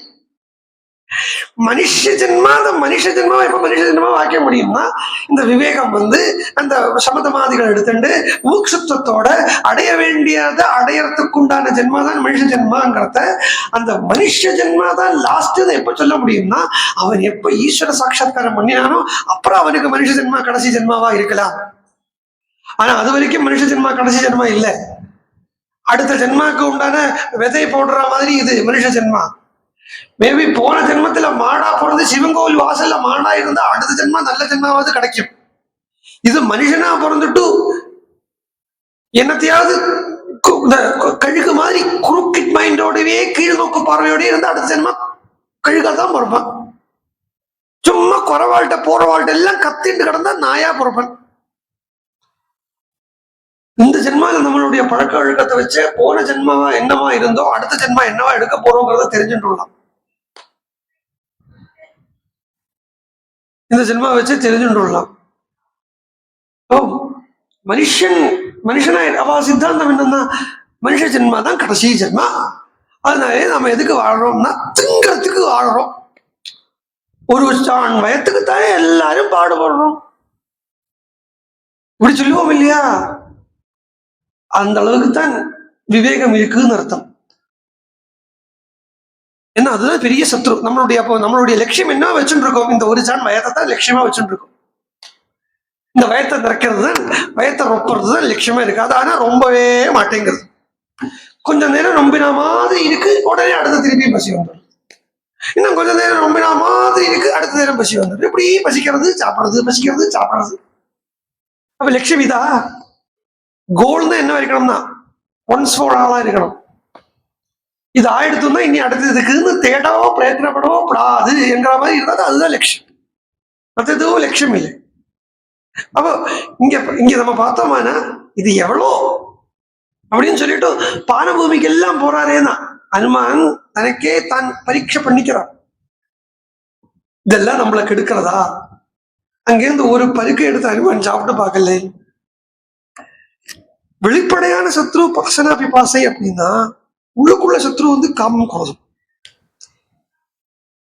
ரிஷிகளுடைய சரித்திரங்களே பார்த்தா காமத்துக்கு வசப்பட்ட ரிஷிகளா இருக்கா, இல்லாட்டா குரோதத்துக்கு வசப்பட்ட ரிஷிகளா இருக்கா. மூணாவது வந்து வசப்படுறதுக்கு ரிஷிகள் இல்லை. இதர் காமம் இல்லாட்டா குரோதம். காமத்தை ஜெயிச்சுடுவா, காமத்துக்கு வந்த வஸ்துக்கள் மேல கோபப்பட்டு விட்டுடுவா. கோபப்பட்டாச்சுன்னா அது குரோதத்துக்கு தன்னுடைய தபசை இழந்துட்டான்னு அர்த்தமாயிடுறது. அதுல ஒருத்தர் தான் காமத்துக்கும் வசப்படலை குரோதத்துக்கும் வசப்படலைங்கிற மாதிரி இருந்தார். அவர் தான் மார்க்கண்டேயர். அவர் இருந்த திசைக்கு தான் ஹனுமான் பார்த்து வந்திருக்கார். தட்சிண திசையில தான் மார்க்கண்டேயர் இருக்காருன்னு நம்ம அன்னைக்கே பார்த்தோம். கிருஷ்ணா காண்டத்துல தெற்கு திசைக்கு நோக்கி வானினால் வரத்திலேயே பார்த்தோம் மார்க்கண்டேயர் இருந்த திசைன்னு. சோ அந்த திசையில ஹனுமான் அந்த தெற்கு திசையை நோக்கி வந்து இருக்கக்கூடிய இடத்துல மார்க்கண்டேயர் என்னன்னா அவர் வந்து பத்ரிகாசிரமத்தில் உட்காந்து தபஸ் பண்ணிட்டு இருந்ததாகவும் காமத்தை ஜெயிச்சார், குரோதத்தை ஜெயிச்சார், கோபப்படலை. இந்திரன் வந்து ஊர்வசி எல்லாரையும் அனுப்புறார், கோபப்படலை. நீங்கள்லாம் திருப்பி போங்க, என்னுடைய தபசை கெடுக்கன்னா திருப்பி போய்வோ, உங்களை நான் சபிக்க மாட்டேன் அப்படின்னு சொல்றதுல கோபத்தையும் ஜெயிச்சுட்டார். கோபத்தையும் ஜெயிச்ச உடனே சாதாரணமா இன்னொன்று மூணாவது வந்து இருக்கு, கர்வம், அகங்காரம். நான் காமத்தையும் குரோதத்தையும் ஜெயிச்சுட்டேன் பாத்தியா அப்படிங்கிறது. அதாவது காமினியை ஜெயிச்சுடலாம், காஞ்சனத்தை ஜெயிச்சுடலாம். நான் காமினியையும் காஞ்சனத்தையும் ஜெயிச்சுட்டு உட்கார்ந்து இருக்கேன், கீர்த்தியை ஜெயிச்சுட முடியாது. நான் எந்த அபேட்சையும் இல்லாம நிரபேட்சனா உட்கார்ந்து இருக்கேன் அப்படின்னு சொன்னாலே இன்னும் அபேட்சை இருக்குன்னு அர்த்தம். நான் நிரபேட்சன் அப்படின்னு 10 பேர் தெரிஞ்சுக்கணுங்கிற ஒரு அபேட்சை அதுக்குள்ள இருக்குன்னு அர்த்தம் வேணும். மாயை இருக்கு பாருங்கோ, அது சாதாரணமான இல்லை. இந்த ரொம்ப கவனமா போனோம். ஒரு விளையாட்டு ஒன்று வரணும். ஒரு கம்பியில ஒரு ஸ்டிக் அப்படி நிறுத்தி வச்சிருப்பா, அதுல இப்படி வளைச்சு ஒரு கம்பியை கட்டி வச்சிருப்பா. 2 பக்கம் 2 ஸ்டிக்கு, நடுப்புல கம்பி இருக்கும். ஒரு ஒரு கம்பு பிடிச்சிண்டு ஒரு வட்டம் ஒரு ரவுண்டா வந்து இருக்கு, ஒரு பிடி இருக்கும். இந்த அட்டத்திலேருந்து இந்த கம்பியில படாம இந்த எண்டில கொண்டு போய் நிறுத்தணும். அப்படி ஒரு விளையாட்டு உண்டு. அதுக்கு என்ன பெயர் சொல்லுவா தெரியல. இந்த எண்ணம் தான் இப்ப ஏதாவது இடத்துல டச் பண்ணிடுத்தோன்னா சவுண்டு கேட்கும், இல்லாட்டா அது வந்து மிஷின் ஆஃப், இப்படி ஏதோ ஒன்று உண்டு. அது அப்படி ஒரு விளையாட்டு இருக்கு. அது மாதிரி தான் லோகத்துல வாழறது. அந்த வட்டம் உள்ள இந்த வட்டமா இருக்கப்பட்ட அந்த கம்பிக்குள்ள ஸ்ட்ரைட்டா இருக்கப்பட்ட அந்த கம்பியில எங்குமே டச் ஆகாம இப்படி போய் ஆரம்பத்துல இருந்து போய் கடைசியில ஃபைனல் பாயிண்ட் ரீச் ஆகிறது வரைக்கும் it is a tedious process. அது ரொம்ப டீடியஸ் ப்ராசஸா இருக்குங்கிறதுனாலேயே தனியா பண்ண வேண்டாம். இப்ப நம்மளுடைய கை இப்படி போகும்போது ஷேக் ஆகும். யாராவது நம்ம கையை பிடிச்சு இப்படி கொண்டு போயிட்டாலும் ஷேக் ஆகாது இல்லையா, ஒரு பேலன்ஸ் கிடைக்கும் இல்லையோ. அந்த கை தான் ஈஸ்வரனுடைய கை, இல்லாட்டா குருவனுடைய கை. அதை பிடிச்சிட்டு இப்படி கொண்டு போயிட்டாலும் ஷாக் ஒன்றும் ஆகாது. ஈஸியா ஸ்டார்டிங் பாயிண்ட்ல இருந்து எண்டிங் பாயிண்ட் வரைக்கும் ஈஸியா போயிடலாம். இல்லாட்டானா இந்த காமினி காஞ்சனம் கீர்த்தி இதெல்லாம் வந்து நம்மளை தாக்கும். அதே மாதிரி ஹனுமானை வந்து தாக்குறது, ஆகாரம் வந்து தாக்குறது, காமினிகள் வந்து தாக்குறா, இப்படி வந்து பாக்குறாரு, அப்படி வந்து பாக்குறாரு. எல்லாத்தையும் பார்த்த உடனே ஹனுமானுக்கே கொஞ்சம் லஜ்ஜை வந்துடுத்தான். நிரீக்ஷியமானஸ்ததஸ்தாஹ ஸ்த்ரியஸ்ச ஸ்த்ரியஹ சமஹ கபிஹி ஜகாமஹதீம் சங்காம் தர்மசாத்வ சங்கிதஹ. ஒரு தார்மிகமான ஒரு சங்கை வந்துருத்து. இப்படி எல்லாம் பரதாரங்கள் அப்படி இப்படி படுத்துருக்கிறத போய் நாம பார்த்துட்டோமே, இப்படி எல்லாம் நம்ம பார்க்கலாமா அப்படின்னு அங்க வச்சு நினைக்கலை. அதுல இருந்து வெளியில வந்ததுக்கு அப்புறம் நினைக்கிறார். Self assessment. வெளியில வந்ததுக்கு அப்புறம் தன்னுடைய மனசையே தான் கேட்டு அப்பப்ப மனசுகிட்ட பேசணும். இவன் தியாகராஜ சுவாமிகளோ இவ எல்லாருமே பேசுறதுக்கே ஆள் இல்லைன்னு யாருமே வருத்தப்பட்டதில்லை. பல பேருக்கும் பேசுறதுக்கு ஆள் இல்லைன்னு ஒரு வருத்தம். பேச்சு துணைக்காவது ஒரு ஆள் இருக்கட்டுமேங்க. எங்கேயாவது போறது இல்ல, பேச்சு துணைக்கு சும்மா வாயேன். பேச்சு துணைக்கு யாரும் இல்லைன்னு வருத்தமே படாதேங்கோ. பேச்சு துணைக்கு பெஸ்ட் ஒன்று இருக்கு, நம்ம மனசு. தியாகராஜ சுவாமிகளாகட்டும் மகான்கள் எல்லாருமே மனசுகிட்ட தான் பேசிட்டு இருந்திருக்கா. சத்தியம். மனசுகிட்ட கேட்கறா, சொல்றா தெரியலேது என்ன சொல்ற, நிச்சி சால சுகமா రామును నీ సన్నిధి సేవ సుఖమా నిజము పలుకు మనసా నిజిచాలే சுகம். மனசே சொல்லு, மனசே சொல்லு, நீ சொல்லு. யார்கிட்ட கேட்கல, பத்திரி தானே பக்கத்துல இருக்க, அவங்கள்ட்ட கேட்டுக்கலாம். நல்ல பெஸ்ட் கம்பானியன் மனசு. ஓ மனசுட்ட போ கேட்டுக்கிறான். இல்ல வந்தார் பார்த்தார், தன் மனசுட்ட கேட்கிறார், மனசே நீ சபலம் அடைஞ்சியோ? ஹனுமான் கேட்டுக்கிறார், மனசே நீ சபலம் அடைஞ்சியோ? மனசு சொல்றது, கிஞ்சித் கூட சபலம் அடையலை. ஸ்திரீகளை பார்த்து என்ன தோணித்து? ஸ்திரீகளை போய் பார்க்கலாமா? பரவாயில்லை. ஸ்திரீயை தேடி வந்திருந்தா ஸ்திரீகளை போய் பார்க்கணும். மான தேடி வந்திருக்கக்கூடிய இடத்துல மான் கூட்டத்துல போய் பார்க்காம வேற எங்கேயும் பார்க்கணும். அதே மாதிரி ஸ்திரீயா இருக்கக்கூடிய சீதையை கண்டுபிடிக்கணுமான ஸ்திரீகளுடைய கூட்டத்துல தானே வரணும். அதனால பார்த்ததுல தப்பில்லை. ஒரு இடத்துல கூட நத்துமே மனசா கிஞ்சித்து வைகிருத்தியம் உபபத்தியதே மனோகிகேது சர்வேஷாம் இந்திரியானாம் பிரவர்த்தனே. மனசுதான் இந்திரிய பிரவர்த்தனத்துக்கு எல்லாத்துக்கும் காரணமா இருக்கு. என்னுடைய மனசு ஒரு இடத்துல கூட வெதிச்சிருக்கலை அப்படின்னு ஹனுமான் தைரியப்பட்டு திரும்பியும் தேட ஆரம்பிக்கிறார்.